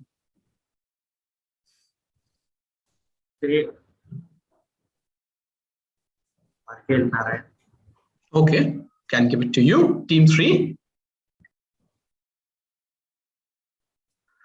Team 3. It's The City of Jinns by William D. I forgot the surname. Some William Winkle. William Dalrymple. That is. Give it to you. Right, this is the City of Jinns. Right, and by William Dalrymple. Right, so City of Jinns and William Dalrymple. Team 3 gets +10. Right, just in the nick. Right, nobody else gets any points. Okay, right. Just for my interest, are you guys fans? Like, or what's the deal? Right. Pardon? Are you guys fans of the book? Yeah, so my parents are actually English professors, so they have books at home. All right, okay. So I could not remember the name actually. Like, Not a problem. Okay, so team 5 gets a -5. Team 5 gets a -5 on this one. Right, and team 3 gets a +10. Right, team 3 gets a +10. Team 5 gets a -5. Okay, yeah. This now is a direct question to team 2.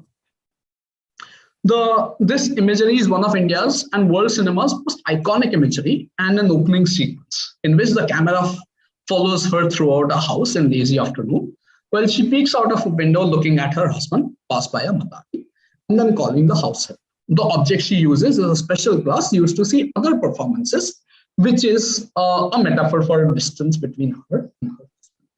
Okay. So, what iconic imagery is this, or rather, who is being talked about, right, from the 60s, and what is the performance the glass is specifically used for, the imagery that one sees. So this is, we are talking of an opening sequence, right, from 1960s, right, a movie opening sequence.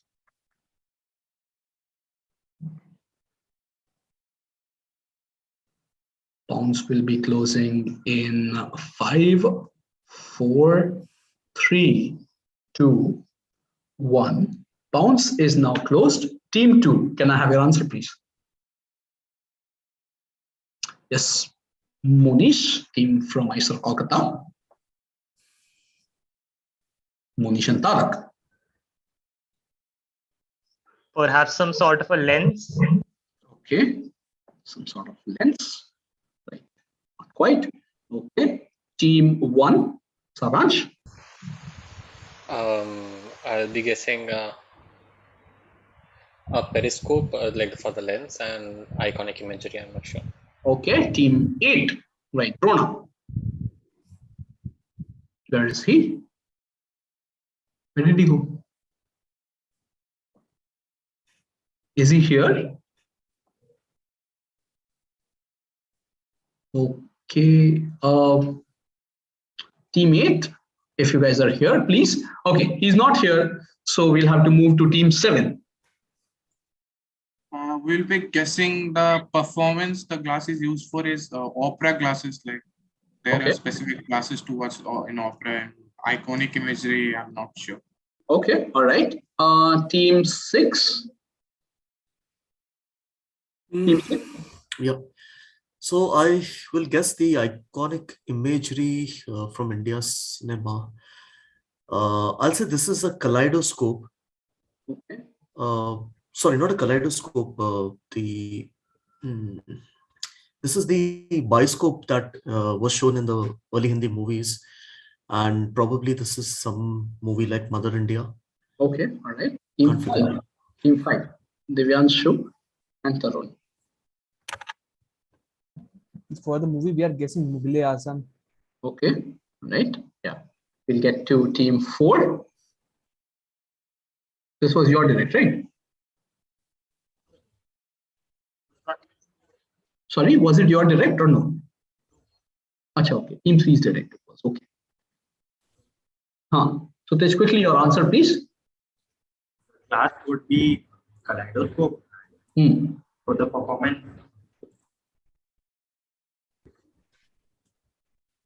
Okay. So we'll award 5 points to team 7 for getting opera glasses. Right. This is indeed opera glasses. Right. That a famous character from Indian film. Right. This is Charulata. Oh. Right. So this is Charulata holding opera glasses. Right. The opening sequence of Bad guess. Bad miss. I think teams from Kolkata should have gotten. I thought this was your question. Yeah. But okay, you don't have to. We don't have to like Satyajit Ray. Yeah. None of us have to like Satyajit Ray. Cool. We can all admit it. Yes. Okay, moving on. Right. So this is direct now to team 1. Right. Saransh, it's your direct question, right? Yeah.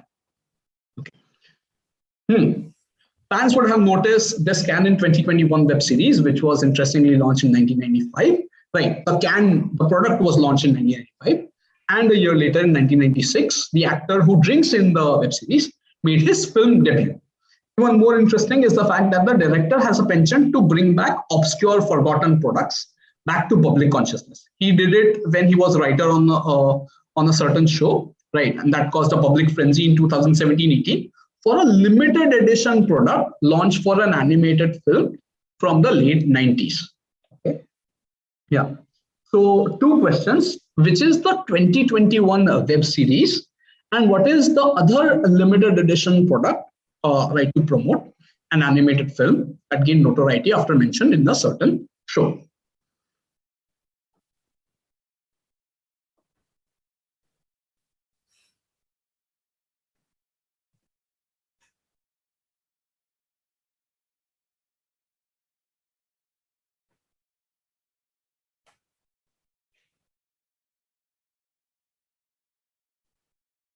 Accounts will be closing in 5, 4, 3, 2, 1. Nobody has bounced, I think. Yeah, nobody has bounced. Yeah, bounce is now closed. Saransh, can we have your answer, please?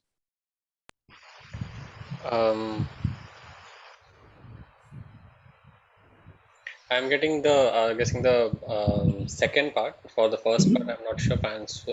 So the first part, you need only the web series, right? No, I need the product. The first part, I need the web series. The second part, I need the product. Product and the animated film. Sure, yeah. No. Is it just 2 parts or is it like 3 parts? That is what I have. 2 parts. 2 parts. 2 parts. I need Okay. 2 parts. One is, okay, the, I'll tell you. I need a 2021 web series. Second is I need a 2017-18 frenzy around a certain product. What was that product? Okay, got it. Yeah. So for the second, I'll go with the second part first. That is, I think, the Szechuan sauce by McDonald's. Okay. And the first part, I'm guessing 2021 web series. I'll go with Euphoria, maybe. Okay, Euphoria. Okay. Team 8. Sorry, he's not here anymore. Team 7. Team 7, Anurag. We will pass. Okay, teams Rajarshi. I'm simply going by the design and the font. I'll say this is the animated film was Moana, which featured Dwayne "The Rock" Johnson. Okay. And I'm not sure of the web series. All right. Team 5. Yeah, Divyanshu and Tarun. Sir, Do we have an answer? So we are for the web series. We are guessing Loki. Okay. And the for the drink we are guessing Mulan. Okay. Something with All right. Chinese. Just tell me, just elaborate on your answer as to who would be the actor who would be drinking it in Loki. Sir, Loki, the person that arrests Loki, the Owen Wilson character. Owen Wilson character's name. I don't remember. All right. Okay. TVA in charge. TVA people's. I'll give you points. Right. So, right, Saransh gets 5 on this. Right, this is indeed the Szechuan sauce that was launched to promote Mulan in 90s, and this is right the Josta Cola, right, that Owen Wilson character, drinks in Loki. Well done. Right, Team 5 gets +5. Team 1 gets a +5. Direct question now to Team 4. Okay. In Alice in Wonderland, Lewis Carroll incorporated references to the original boating expedition of 4 July 1862, during which Alice's adventures were first told, with Alice as herself and the other represented by birds. Lori was Lorena Liddell, the eaglet was Edith Liddell, Dodo was Lewis Carroll himself, and the duck was Reverend Robinson Duckworth. According to a theory, what particular impediment on Lewis Carroll's part made him choose the word Dodo for himself?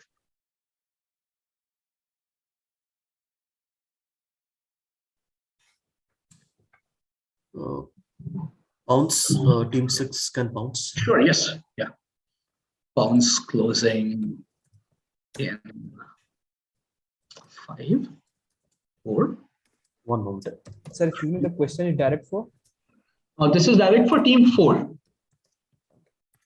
Sir, I'm not quite getting the concept, sir. Direct question, sir. We have never gotten a direct question, Team 5. Yeah, because if you answer, okay, if you answer, question, it and the moves to question the next team. Okay, Yeah. sir, thank you, sir. Bounce closing in 5, 4, 3, 2, 1. Right. Rajarshi, you'll have to improve your answer a bit. You'll have to give me, right, Team 3, I have taken your answer. Yeah. Right. You'll have to give me a certain... I'm not sure what. Okay, you're giving me only, right, some part. I'm looking for a specific thing.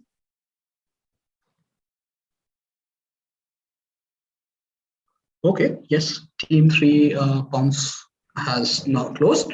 Right. Okay. So team 3 and team 6 have pounds. Direct now to team 4. Yeah, team 4. Sutej, can I have your answer, please? This is related to the word dodo. Sorry? Dodo was some kind of symbol of luck for him. Oh, symbol of luck. Right, not quite. I'll take you for take it away from now. Team 2, Monish and who else? Yeah, can we have a guess? Yes, please. Yeah, sure. So the dodo was going extinct, so I feel he might have taken that as a symbolism for his sales going down, or he's losing popularity, something. Deep one, not quite. Team 1, Navansh. I'm guessing this. It's based on his actual name, Okay. like his surname. Okay. So what about it?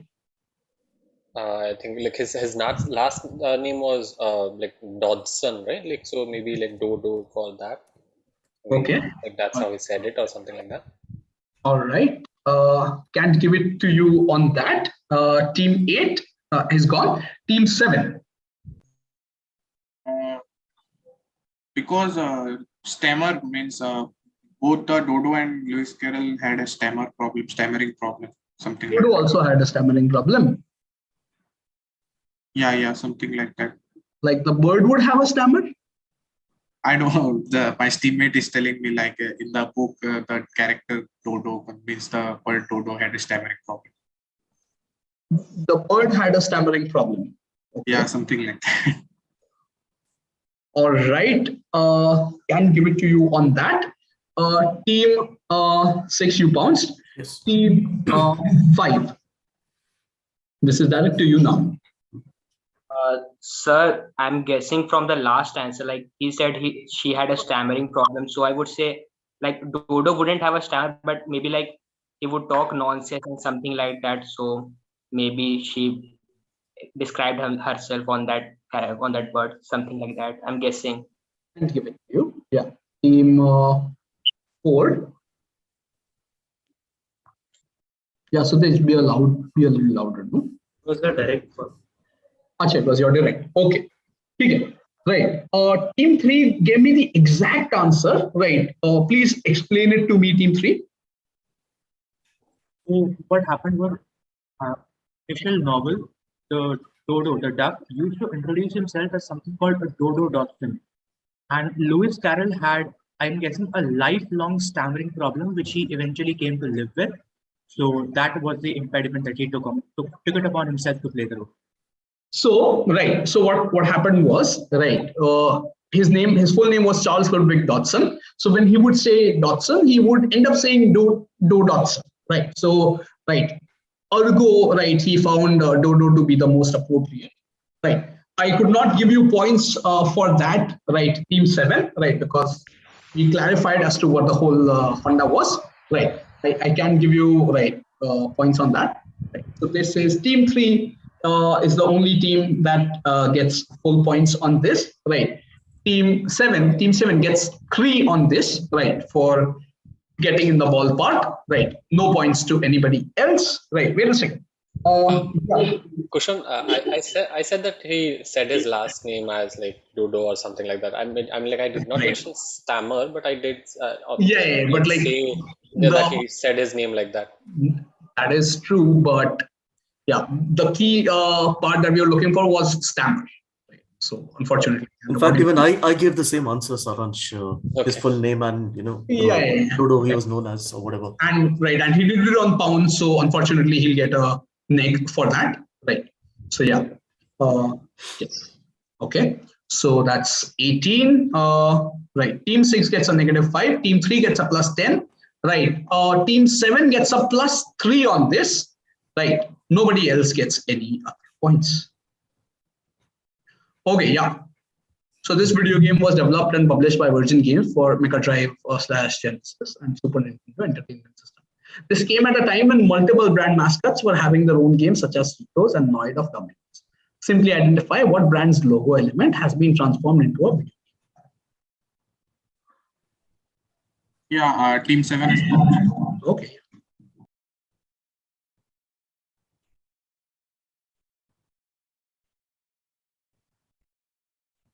Okay, team 7 has pounced. Pounce will be closing in 5, 4, 3. Bouncing. Yes, Rajashri, please. 5, 4, 3, 2, 1. Team. Okay. Team 7, team 6, team 5. Right. And team 3 have bounced. No other bounces I'll be accepting. Right. This is a direct now to team. Since we awarded 3 points to team 7, this would go to team 6. But 6 has bounced. So has 5. So can I take the bounce back? No. I didn't know it was my direct. It's okay. Right. Yeah. I wouldn't bounce if it was my direct, right? You would have. I would not bounce if it was my direct. Okay, but right, I have already awarded you points. If you'd like to take back your pounds. Okay. No, I will give the same answer anyway. Yeah. Without the risk. Right. So I get it. Team 4, right? Just in interest of like play, right? I'll award you points and I'll give somebody else also an opportunity. Okay. Yeah. Team 4. So Tej, quickly. Related to nose writing color. Okay, not quite. No, Satej. Team 3 has pounced. Team 2. Team 2. Yeah, could it be M&Ms? It's not M&Ms. Saransh. I'll go with just the brand name, right? Yeah. I'll go with 7-Up. 7-Up is absolutely correct. So this is the red circle right in 7-Up. Spot. Yes, of course. So this is 7-Up is what we were looking for. Plus 10 to team 1, plus 10 to team 3, plus 10 to team 6. Right. Team 7 and team 5, right, both answered M&Ms and will get a -5. Okay. Team 5 and team 7, right, get a -5. Team 1, 6 and 3 get a plus 10. Okay. Yeah. Direct question now to team 7. Anurag, it's your direct question. Anurag and who else? Yes. Okay. In 1930s, the then dictator of the country created this dish as an attempt to galvanize nation building. Until then, they didn't have a national dish. There was also a hidden reason that the country was facing shortage of rice, the staple diet, while the rice noodles were easy to source and cheap. So a dish that would have all the nutrients while being cheap was the need of the hour. What dish is this? And additionally, what other change did the dictator make in 1939, declaring the country a land of the free? So 2 parts, right? 2 parts, yes. So what is the dish called and what was the change that it made in 1939? Pounds will be closing in 5, 4, 3, 2, 1. Is anybody pouncing? Team 3 is pouncing? Yeah, team 3. Okay. Yeah. Team 3, I'll need 2 answers here. I answered both. I answered in separate. Got it. Yeah. Okay. Pounds is now closed. Team 3, can you improve your answer a bit? Sorry, this is a direct for whom?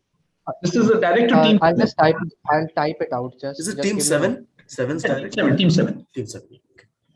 Yeah.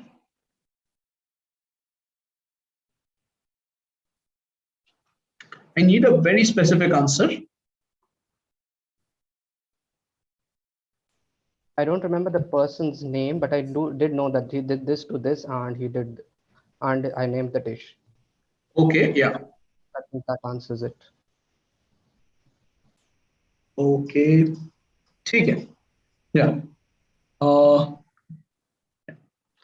Let's get to team 7. Your answer, please. As for the dish, my teammate is telling it's something called pad thai. Okay. And I think the dictator made a change like remove taxes on rice. Like since there was a shortage of rice, so he removed taxes on rice, and it was also a staple diet. Good thinking. Right. Team 6. I think this is khao soe, the national dish of Burma,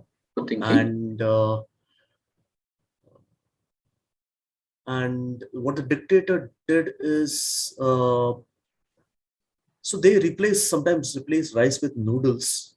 So land of the free, I would say renaming Burma to Myanmar. Okay, good thinking. Right. Team 5. Team 5. Divyanshu. Yes. Sir, we are guessing the name of the dish is pad thai, and we don't remember the change, or we don't know the change. What changes it? Okay, we'll take it from you for now. Sutej? Just for the dish part, for the dictator part, I'll say maybe he shifted the regime from dictatorship to the one with kings and queens. So the country basically being Thailand. Good thinking. Team 3. Yeah, you guys bounced. Okay, team 2. Monish and Tarak. Simply based on the looks of the noodles, it could possibly It could possibly be Singaporean laksa noodles. That's a guess. Okay. Right. We don't know about the dictator in the country. All right. Well done. Tarak, do we have an answer? I'll go with pad thai for the dish, and maybe this is around when they changed the country's name from Siam to Thailand. Yes, absolutely correct. The other 5, right? So this is the change of the name from Siam to Thailand. That is literally the land of the free, right? So +5 to Saransh for getting to Siam to Thailand part, right? +5 to team 7 for getting to the pad thai part. Team 3 gets a -5, right? They became a constitutional monarchy in 1932, right? So while the year just didn't fit, right? Your answer. Good guess. The dictator did change it into a constitutional monarchy, just not the timeline. Right. Good guess. Good guess. Very educated. Yeah. Team 1, right, gets a 5 on this. Kushan, I said replace rice with noodles. Does that fetch any points? No. Right. They were always available. Okay. I think. Okay. Now, before we get to the next written round, can we please quickly have scores, please? Because we have 9 questions remaining.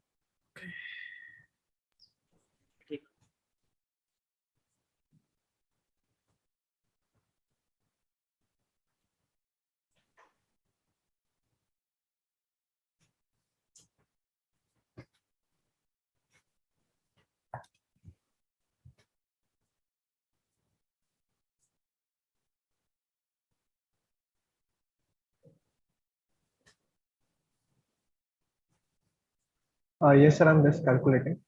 In a moment.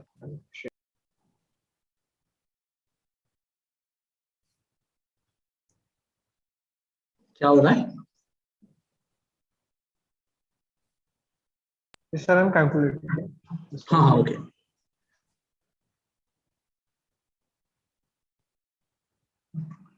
Okay. So let me introduce you to the next round. Right.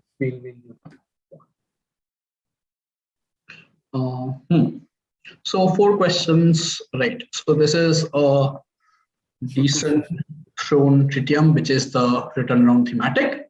Right. So 4 questions, the answers to which would be anagrams. Right. Exact example, Suresh Kalmadi. Oh, this is if you were young in 2010. Right.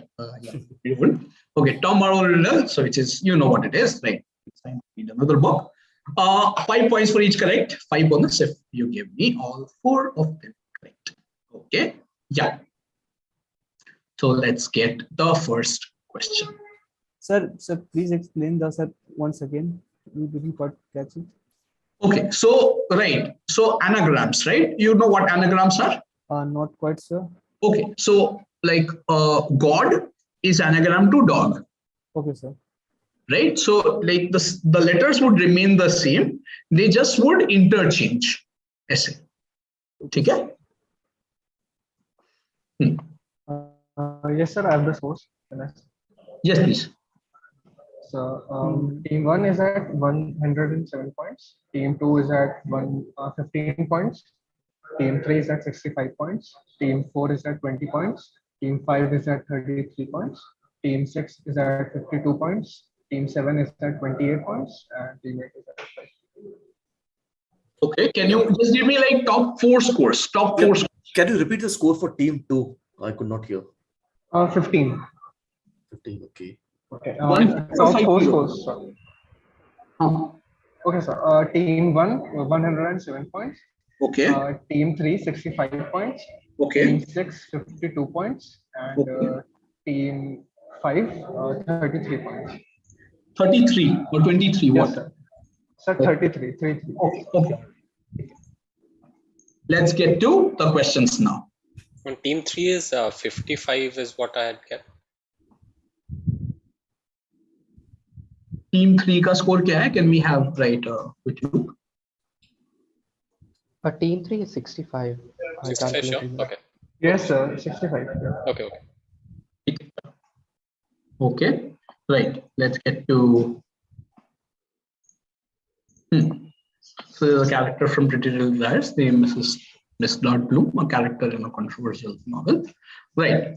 So, which has also been adapted to an Amitabh Bachchan film. Right. So, Miss Dark Bloom is named is name of a character in a controversial novel that has also been adapted in Amitabh Bachchan film. The author of the novel made himself a character in the novel, and the character's name was the anagram to author's name. So basically, anagram of author's name would be Dark Blue something else. Okay. Simply give me the name of the author.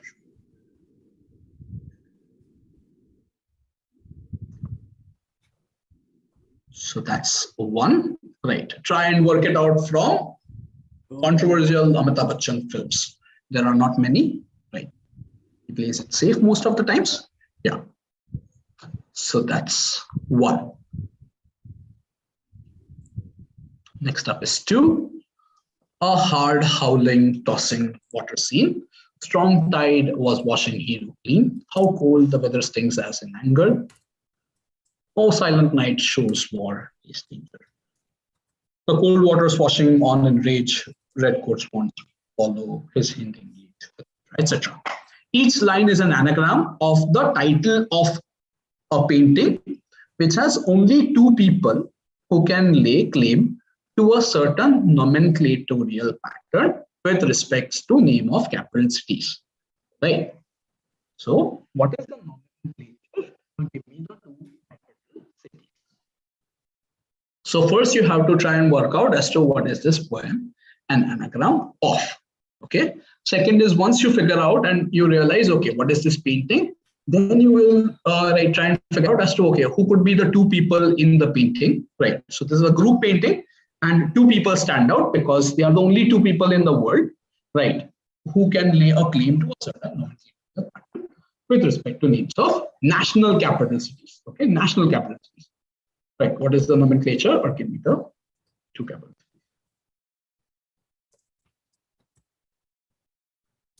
Okay, bounce closing in 5, 4. These are 4 directs, right? Yeah, yeah. You need to ask. Yeah, you just give us a moment to. Sorry. Yeah. DuPont made its first breakthrough in early 1950s when a chemist, Joseph C. Shivers, used an intermediate substance to modify Dacron polyester, producing a fiber that could withstand high temperatures. One would often see this fiber in Marvel movies. What is the fiber called? Literally an anagram of its most desirable quality.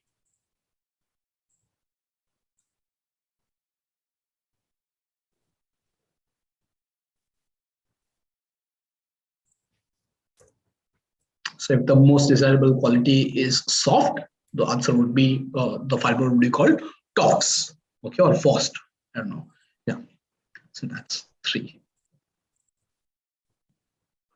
Think of fibers that you would associate, right, or materials you would associate with Marvel movies. So that's 3. Next up is 4. No one knows what the collective calls themselves. That they've said that it is an anagram, but of what nobody knows.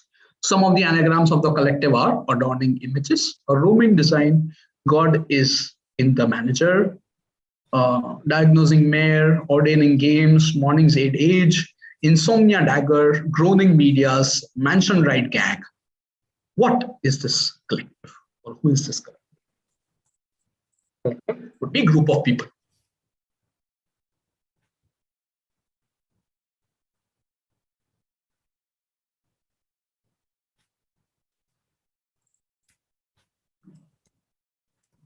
Okay, I will quickly repeat, and Satej will give you a break after this.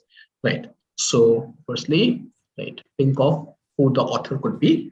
Right, an anagram of Miss Dark Blue. So, yeah, this is a poem. Right, this is an anagram of a certain painting title. Okay, and the painting has two people that could lay a claim. Right. So, give me the names of two capital cities.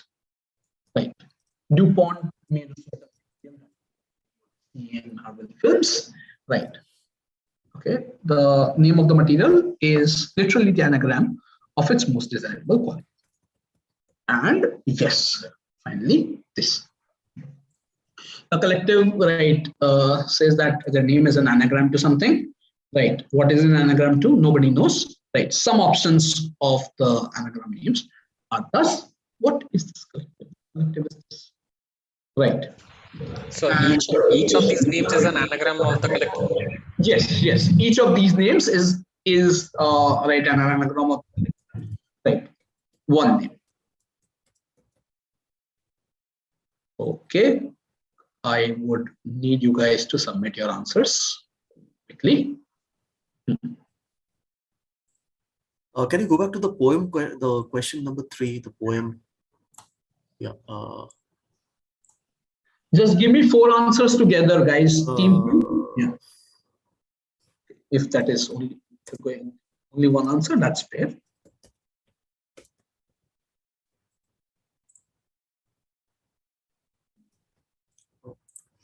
Okay. Team 4 has bounced. All right. Now I'll get to the answer spot. Team 1 has bounced. Kushan, can I just pause you for a while because I was just checking the scores. Team 3 in the last round had 3 plus 10s and 2 minus 5s. So 35 plus 20 will make it 55. Can we just check Team 3 score again? Yeah, that's we what had I 45 had. before that round. We had 45 No, before no, that. it was 35. What the team, what was announced by the score? Yeah, They told 45. No, they said 35. Even I have noted it. Yeah, then they got a plus 10, minus 5, plus 10, Yeah, plus no 10, minus minus 5. 5. Minutes break in between. So 3 plus 10s and That 2 minus scoring is 5s. correct. Yeah, that's correct. That's correct. Yeah, so 35 plus 10 minus 5 plus 10 plus 10 minus That would be 20, right? So that would be 55. 55. Actually, they got Before 4 that, plus 10s and 2 minus 5. So 4 plus 10s. 3 plus 10s and 2 minus 5s. That's plus what I 10 have. on question 13, minus 5 on question 14, plus 10 on question 15, plus 10 on question 18, plus 10 on question 19, and minus 5 on question 20. So 3 plus 10s and how many minus 5s? 4 plus 10s and 2 minus 5. Oh, 4 plus 10s. Okay. Yes, yeah. Okay. Yeah, actually the score was after the written round. So the next round started one question after that. No problem. Take it. All right. So have I received everybody's answers? I would not be accepting. So 7, 4, 6, 3, and 1, right, have sent me their answers, but nobody else has. Okay. So 1, 3, 4, 6, 7, and 2. Okay. So 8 has not sent me their answers. 5 have not sent me their answers. No? Yeah. Okay. We'll get to the answers. First one. Yeah. Is this Nabokov? Vladimir Nabokov, right, is Vivian Dark Blue, and Vladimir Nabokov, right, is correct. Second up, People miss this One one. is Washington, I would say. And the And other Moscow? one, Washington and Moscow? What is the whole deal? What is the whole deal? Just explain it to me. this is the painting, I think, like the Delaware, Washington crossing Delaware. Yeah. Is absolutely correct. So it has James Monroe and George Washington. Monroe. Right. Monrovia. There are only two country capitals to be named after US presidents. One is Washington DC, obviously. Another is Monrovia, right? So Washington. Do we get any points for just Yeah, for saying Washington, yes, of course, you get points. I will figure that. Yeah. Okay. This one I thought was tricky, but is it spandex? Spandex. And what is an anagram of? Expand, and yes, absolutely. Spandex expands. Would Lycra fetch points? Because I think that is No. And that is since you said shivers, I went with Lycra. I mean, like that I is know, not the but name. like I was looking, the round is anagram round, right? So yeah. Okay. Spandex is the only acceptable answer. Yeah. This is Imagine Dragons. Imagine Dragons is absolutely right. Yes. Imagine Good one. Okay. So right, let me check out everybody's points. Right, team 2 gets 5 points on this. Okay. Team 1 gets 1, so 5 points, right? And Washington, so 3 points for that. So team 1 gets 8 points on this. Okay. Team 3 gets 1. 3, 5, 8, and 13. Team 3 gets 13 points on this. Team 6, right, gets 5, 3, 8, 8 and 13, right. So team 6 gets 13 again, right. Team 4, that is Sutej, right, gets 5 and 5, 10 and 3, 13. Okay. And team 7, right? Team 7 gets 3 and 10. So 13 points. Are we good? What was the answer for the second question? Yeah, so this is right. So each line is an anagram of Washington crossing the Delaware, right? And the painting contains James Monroe and George Washington, who are the there are only two country capitals named after US presidents, right? So James Monroe and George Washington, right? Being the only presidents after whom the capitals. So can I repeat the scores? Yes, please. So team 3, 4, 6 and 7 gets 13 points, and right. Team 1 gets 8 and team 2 gets 5. Okay, yes, perfect. Okay. And we get to the final, final part of this quiz. Excuse me. What did you score for very last round for team 3? Team 3, sorry? Yeah. Team 3, you get 13 points. I think Scorer mentioned something else. Sorry? Scorer, I think, said 4 points. Sure.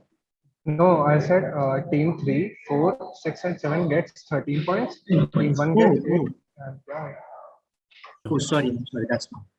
Okay, so Saransh gave the Siam to Thailand answer. So now we'll begin the final 5 questions from team 7. Right. Yeah. Okay, let's get on board.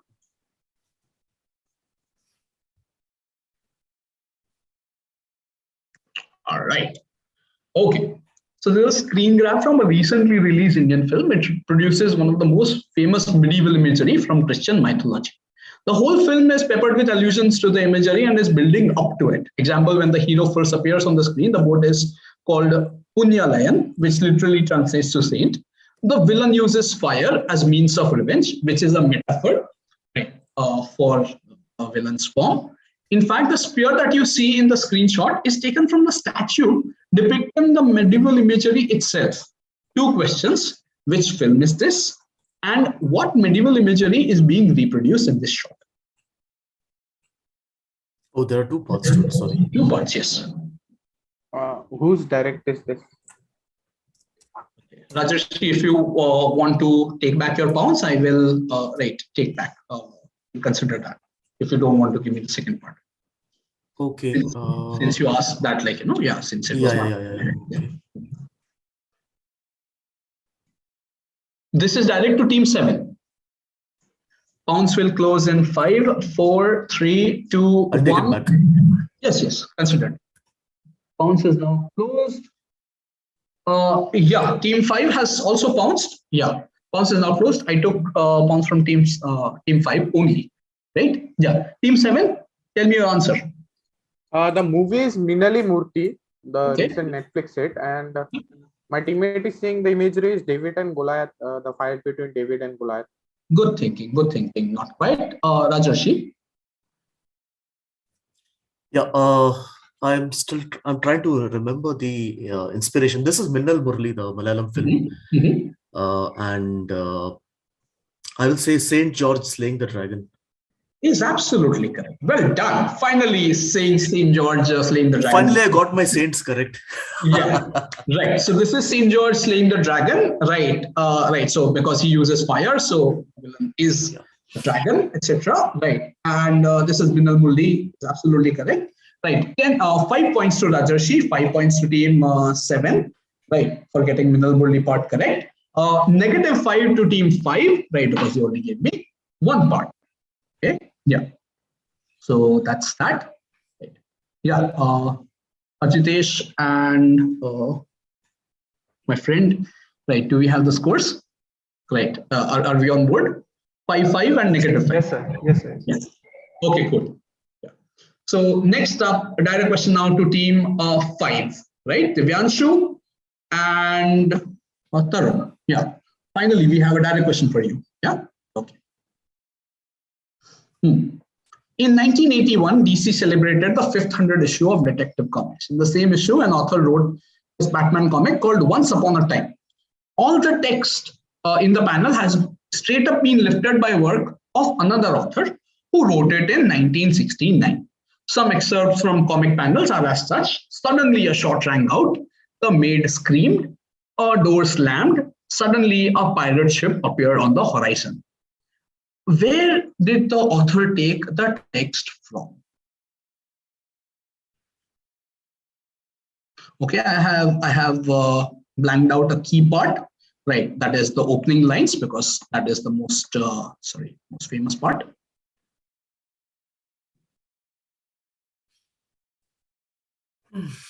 Pounds will be closing in 5, 4, 3.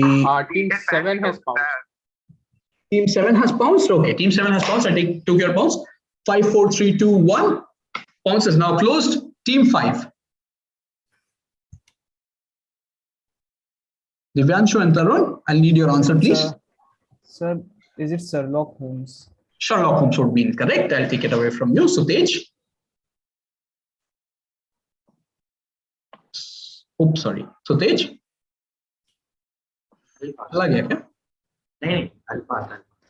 Okay.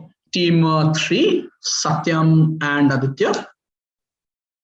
So the text was taken from Snoopy, and probably the author is Charles Schulz. Charles and Schulz. Beautiful. This is the answer that you should remember yourself for. So, right, you often see Snoopy writing his fake novel, right? Once upon a time, right, etc., etc. So the entire Batman comic was created from text taken from Snoopy's novel, right? So dark and stormy night, suddenly a shot rang out, etc., etc. Right, well done. Take points, right? 10 points to you. And direct question now to team. Sir, 10 points to team 3. 10 points to team 3 and -5 to team 7. Okay. Okay. Yeah. So direct now to.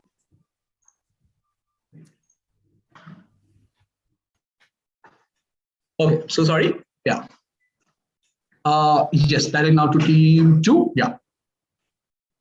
Okay. Meet a Frenchman called Le Poivre, who in 1769 to 1770 arranged a commando operation to smuggle out certain entities from what is now part of Indonesia, and introduce these entities to Zanzibar Mauritius and Seychelles. This was done in order to break a certain monopoly that a rival company had on these commodities. 2 questions. What 2 entities did he introduce to Zanzibar, Mauritius and Seychelles? And what was the rival company? Right. For getting the rival company correct, you get 4 points. For getting the 2 commodities, you get 3 plus 3, so 6 points.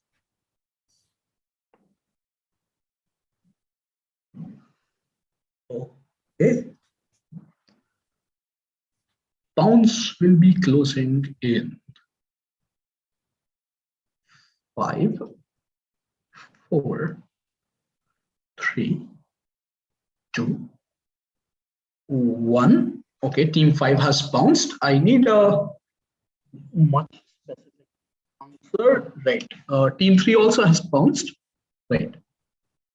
I needed a specific answer. Right. You've taken a shot. Okay. I need 2 commodities. Okay. Yeah. So on bounce, we have to answer all the 3 parts, right? Yes. Okay. So Bounce is now closed. Right. Team 3, right. Team 3 will be taking your bounce, and team 5 will be taking your bounce. Okay. Whose direct is this? This is now direct to team 2.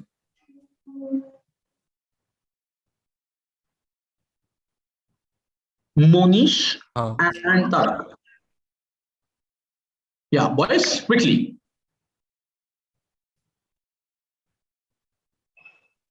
I'm not sure about this, but like from Mauritius, I'm guessing pigs and goats and the East India Company. Okay, sorry. Right. Yeah, Saransh. I'm guessing this is from so I'll go with clove and nutmeg, and for the rival company, I'll go with Dutch East Dutch East India Company. Full 10 points. Right. So this is meat, clove, and nutmeg. Right. So Dutch East India Company, right, had monopoly over clove and nutmeg, right, for the longest time. Right. They took the islands of Indonesia after trading off Manhattan. Right. And so in order to break that monopoly, right, the French smuggled out and spread it to Zanzibar, so on and so forth. Brilliant answer. Plus 10 to you, Saransh. Right. And team 3 also got it on bounce. Right. Team 3 gets plus 10 as well. Team 5 gets a negative, right, because they gave me a rude answer. Yeah. Sir, excuse me, sir. My partner is waiting in the lobby, sir. Please, can you enter in? Yeah, sure. Okay. Is it good? Agya? Okay. Okay. So Saransh gets a full 10, right? Team 3 also got a full 10. Okay. Done. Okay. All right. We'll get to team 7. This is direct to team 7 now. Okay. Approximately half a decade ago, the person you see in picture, in order to mark the golden jubilee of his country's independence, renamed the country in country's national language as opposed to English language name, which was very close to a European country. This local language name causes much grief to journalists and editors while writing about the country because of a textual oddity. Similar textual oddity is also seen in an Asian city that made changes to its name in the same year that the country changed its name, as it was hosting an international event and did not want to confuse itself with the capital of the neighboring country. 3 questions. Which country is this? Which Asian city changed its name, right? Or which Asian city, modified its name? Okay. And what is the textual oddity, right, in their names?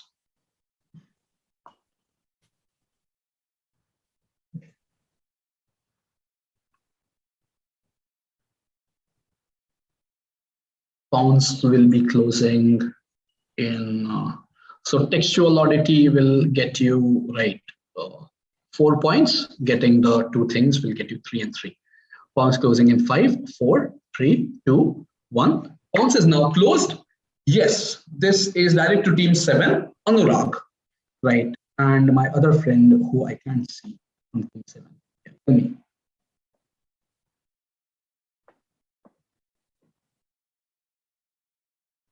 Yeah, unmute yourself and give me the answer.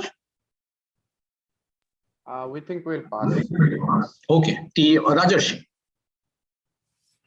I'll guess this I'll guess this country is Niger, which is confused with Nigeria. Okay.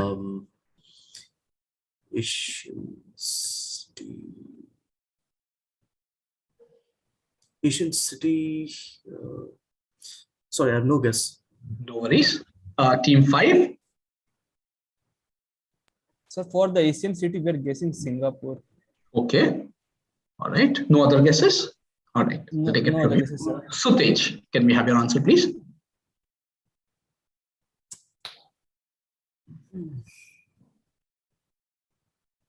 For the Asian city part, I'll say the capital of Indonesia. Okay. All right.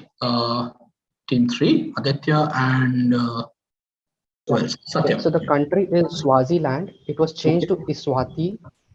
So the textual oddity is the E in the Iswati, which causes it is in small, and the second letter is capital. So this causes a lot of problems to editors and journalists who don't know it. Sure. As for the Asian city, I'm not sure. Satyam, any guesses for that? Madrid. Won't add the Asian city. Okay. All right. And no guesses for that. Team 2, Monish and Tarak. Voice. Yeah. We pass. Okay. Saransh. I had the same guess for country is it's Eswatini. That's the name, and it has a small first E. As for the Asian city, I'm not sure. This was Anurag's direct, Anurag and Divya Jyoti's direct. Right. So I'll award 7 points, right, to team 3. Right. I'll award 7 points to team 3 for getting the Iswatini part. Right. And the textual oddity being, of course, the E is small. Right. Now, this happened in 2018, right, wherein a city called Pyeongchang, right, also changed its name, right, and made it the C capital, right. So this is called camel casing, right. So they made the C capital because they didn't want to be confused with Pyongyang, which is right 2 different right words. So South Korean city Pyeongchang that was hosting the Asian Games, I think. Yeah. So yeah, Even I was thinking of this. Pyeongchang was Winter Olympics. In 2018. I thought since you said change the name, so I thought they changed it to something else entirely. That is why I did not go for Pyeongchang. Modified. Okay. So yeah, 7 points to who? 7 points to team 3. Nobody else gets any points. Final 2 questions to go. Can we quickly do the scores for top 4, please?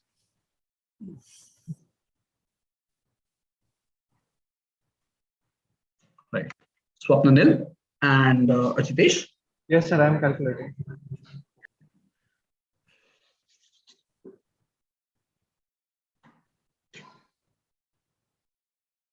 Okay, I'll do the 25th question. Might as well. Yeah.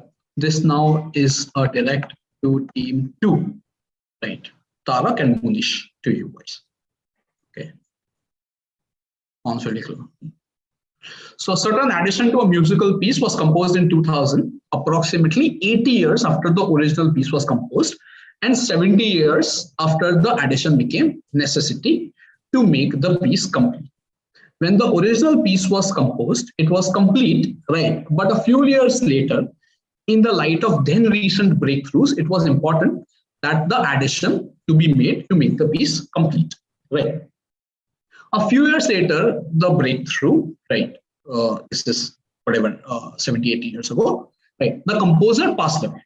However, the addition, which is supposed to be played at the end of the composition, lost a bit of its sheen when in 2006, the scientific community collectively shrunk the glory of the piece that was created in 2000 by making a certain decision.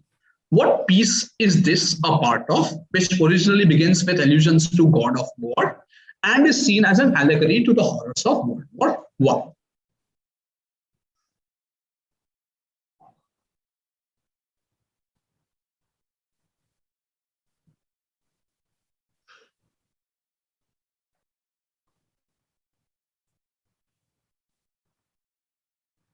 I? You need the name of the music. I need the name of the music, yes.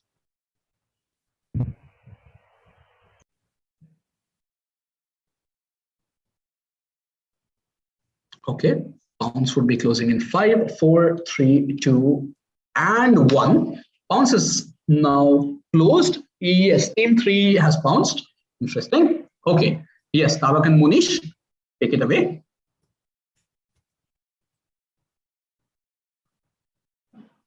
We pass. Okay. Saransh. I guess this is planets. Planets is absolutely correct. Do you want to elaborate on your answer? Just explain it for everyone. I mean, there's a piece by I think Holst that is called Planets. It has it starts with Mars, I think, like allegory that you mentioned to God of War, and then goes to Pluto. I think when they took down Pluto, it was modified, I think. Is absolutely correct. So so this is Gustav Holst's Planets, right? The piece was composed by 1916-17, right? But in 1913, right, 1930, right, Pluto was discovered. In 1934, Holst passed away, right? In 2000, multiple people tried, but in 2000 there was a final piece that was called Pluto. But in 2006, Pluto was taken away its planetary stature, right? So hence, the piece lost a bit of its sheen, right? This is indeed Gustav Holst's Planets, right? Looking for. Plus 10 to Saransh, right? And before we get to the final question, can we please quickly have scores, right? And I would like to thank all of you, right, for being extremely patient, extremely fair, very well played, great answers, everyone, right? Congratulations for this great quiz. Congratulations to Team NIT for smoothly managing everything. Right. Thank you so much. Right, this was so much fun for me. Yeah. Before we get to the final question, let's quickly have the scores. Yeah. Yes, sir. Can you do it in reverse order, lowest to highest? Can you do that? Yes, sir.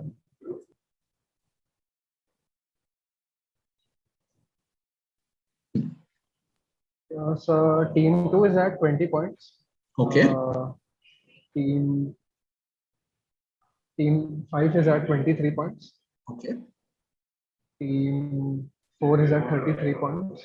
Okay. Team 7 is at 41 points. Okay.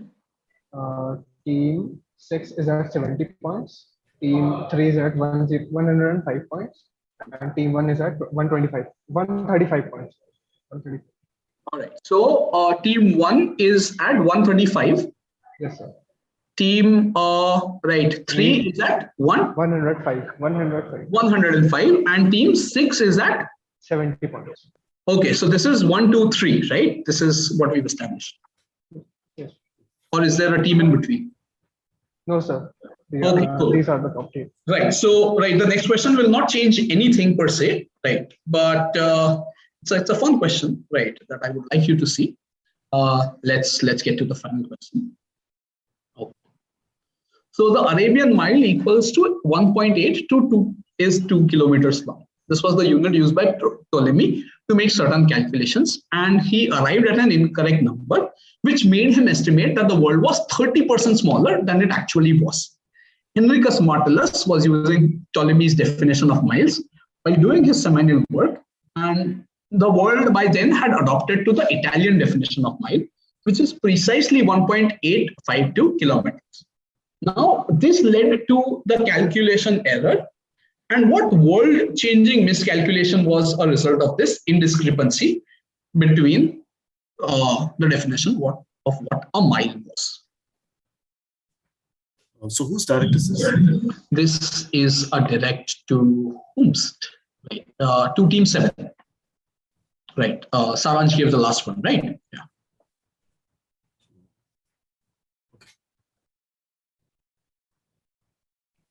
Okay, is anybody bouncing? Bounce will be closing in 5. Nothing changes the result. Nothing changes the result. Yeah. But if somebody wants to work it out, 5, 4, 3, 2, 1. Right. Yeah. Anurag and Divya Jyoti, right. Can we have your answer, please? We'll pass. Okay. Rajarshi, do we have an answer? Yeah, can I see the question? I think I'm seeing the okay. gallery. Right. So 1.852 is actually a nautical mile, and what we use, which is used on sea, right? So distance in sea is measured in nautical miles, whereas what we have on land as a mile is a statute mile, 1.61 kilometers, which is where the discrepancy is. So the earlier historians, the earlier explorers were measuring it through their sea voyages, and later when the calculation was made, it was on land, which is where the discrepancy was. I'm looking for one event. I'm looking for one event. Event, okay, sorry.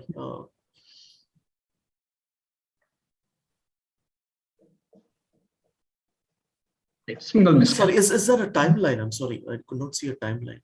No, there is no timeline. There's no timeline. The timeline just made it like too obvious.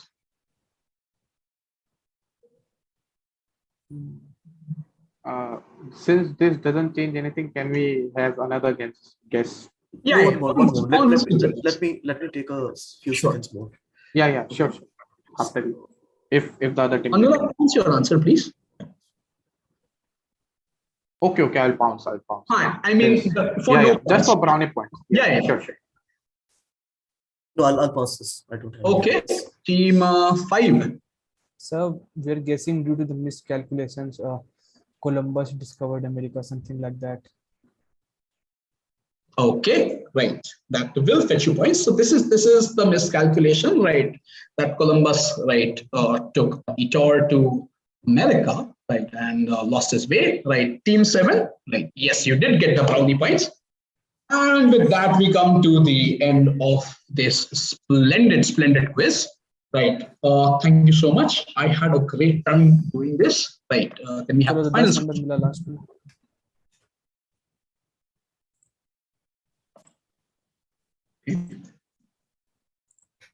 Thank you, Team 7. Who won? Saransh won, right? Congratulations to you, Saransh, right, for exceptional display, right? Great work, right, Satyam and Aditya, right? Well done, great answers here. Like Rajarshi very well played with, right, Lone Wolf and right. Yeah, first.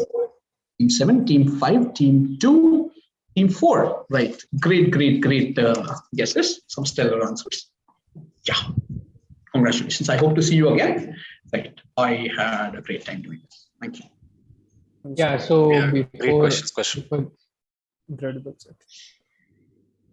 Yeah, so before giving out the scores, I would request everyone to please be there till then, because we'll be taking screenshots and that will go on our website. So please bear with us for next 5 minutes. Yeah, so the scores are as follows. Team 1 is at 135, Team 2 is at 20, Team 3 is at 105, Team 4 is at 33, Team 5 is at 23, Team 6 is at 70, and Team 7 is at 51. So these are the scores for the quiz finals. And yes, our winners are Team 1 with 135 points. Kudos to you guys. Congratulations. You guys did really well.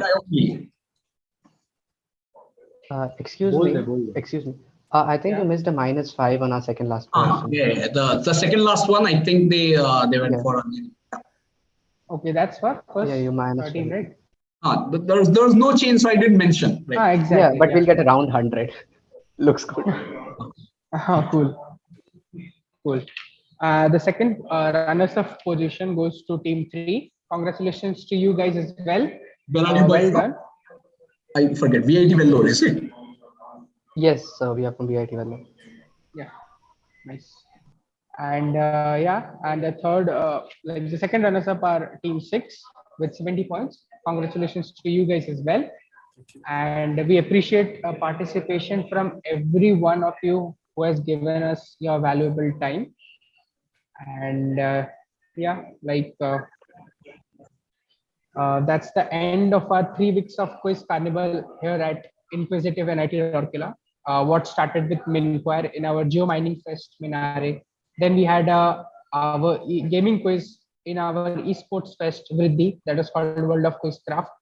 Then we had Gyanagni, that was a cyberstic quiz by Mr. Sampad Mishra in our Technofest Innovation. And ending the lineup, we had our flagship open general quiz QURIOS in our Literary Cultural Fest Nitrutsav 2021 hosted by Mr. Kushan Patel, which is the last major event of this academic year. Thank you, Kushan sir, for taking your time out from your busy schedule and putting up this great set. We enjoyed it a lot and we had a lot of responses from the guys who were watching it live on YouTube. And thank you all the teams for participating and making this event a huge success. We surely look forward to your participation in our upcoming offline events as well, for which we'll be contacting you guys via mails and other stuffs. So yeah, please be in contact. Inquisitive is now a part of you guys as well. So let's take a picture now. I would request everyone to turn on your videos.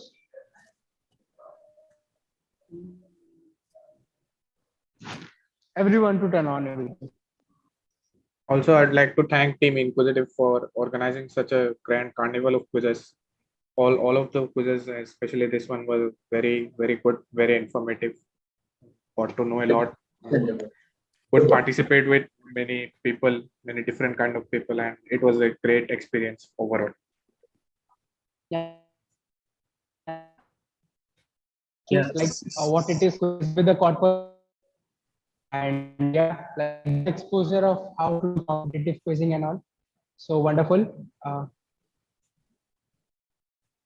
yeah, guys. I had a request to the quiz master. Who? Me? Yeah. I mean, like after all, everything's like all the formalities are over. After the quiz, especially, could you just upload like both the PPTs of this round and I'll do that. Sure. I'll do that on my Twitter account or on my Facebook, right? Yeah. Yeah. So guys, cheese. Yeah. Smiling faces. Take this.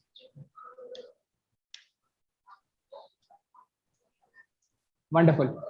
We'll contact each one of you for giving out the certificates, and the winners will get the goodies and all. So yeah, don't leave that group, the finalist groups. We'll contact you all. And yeah, thank you all for participating today and making it a huge success. Thank you, sir. Thank you, organizers. Thank you, Kushan, for the lovely quiz. Be safe, everybody. Yeah, thank you. You guys can leave now. Thank you.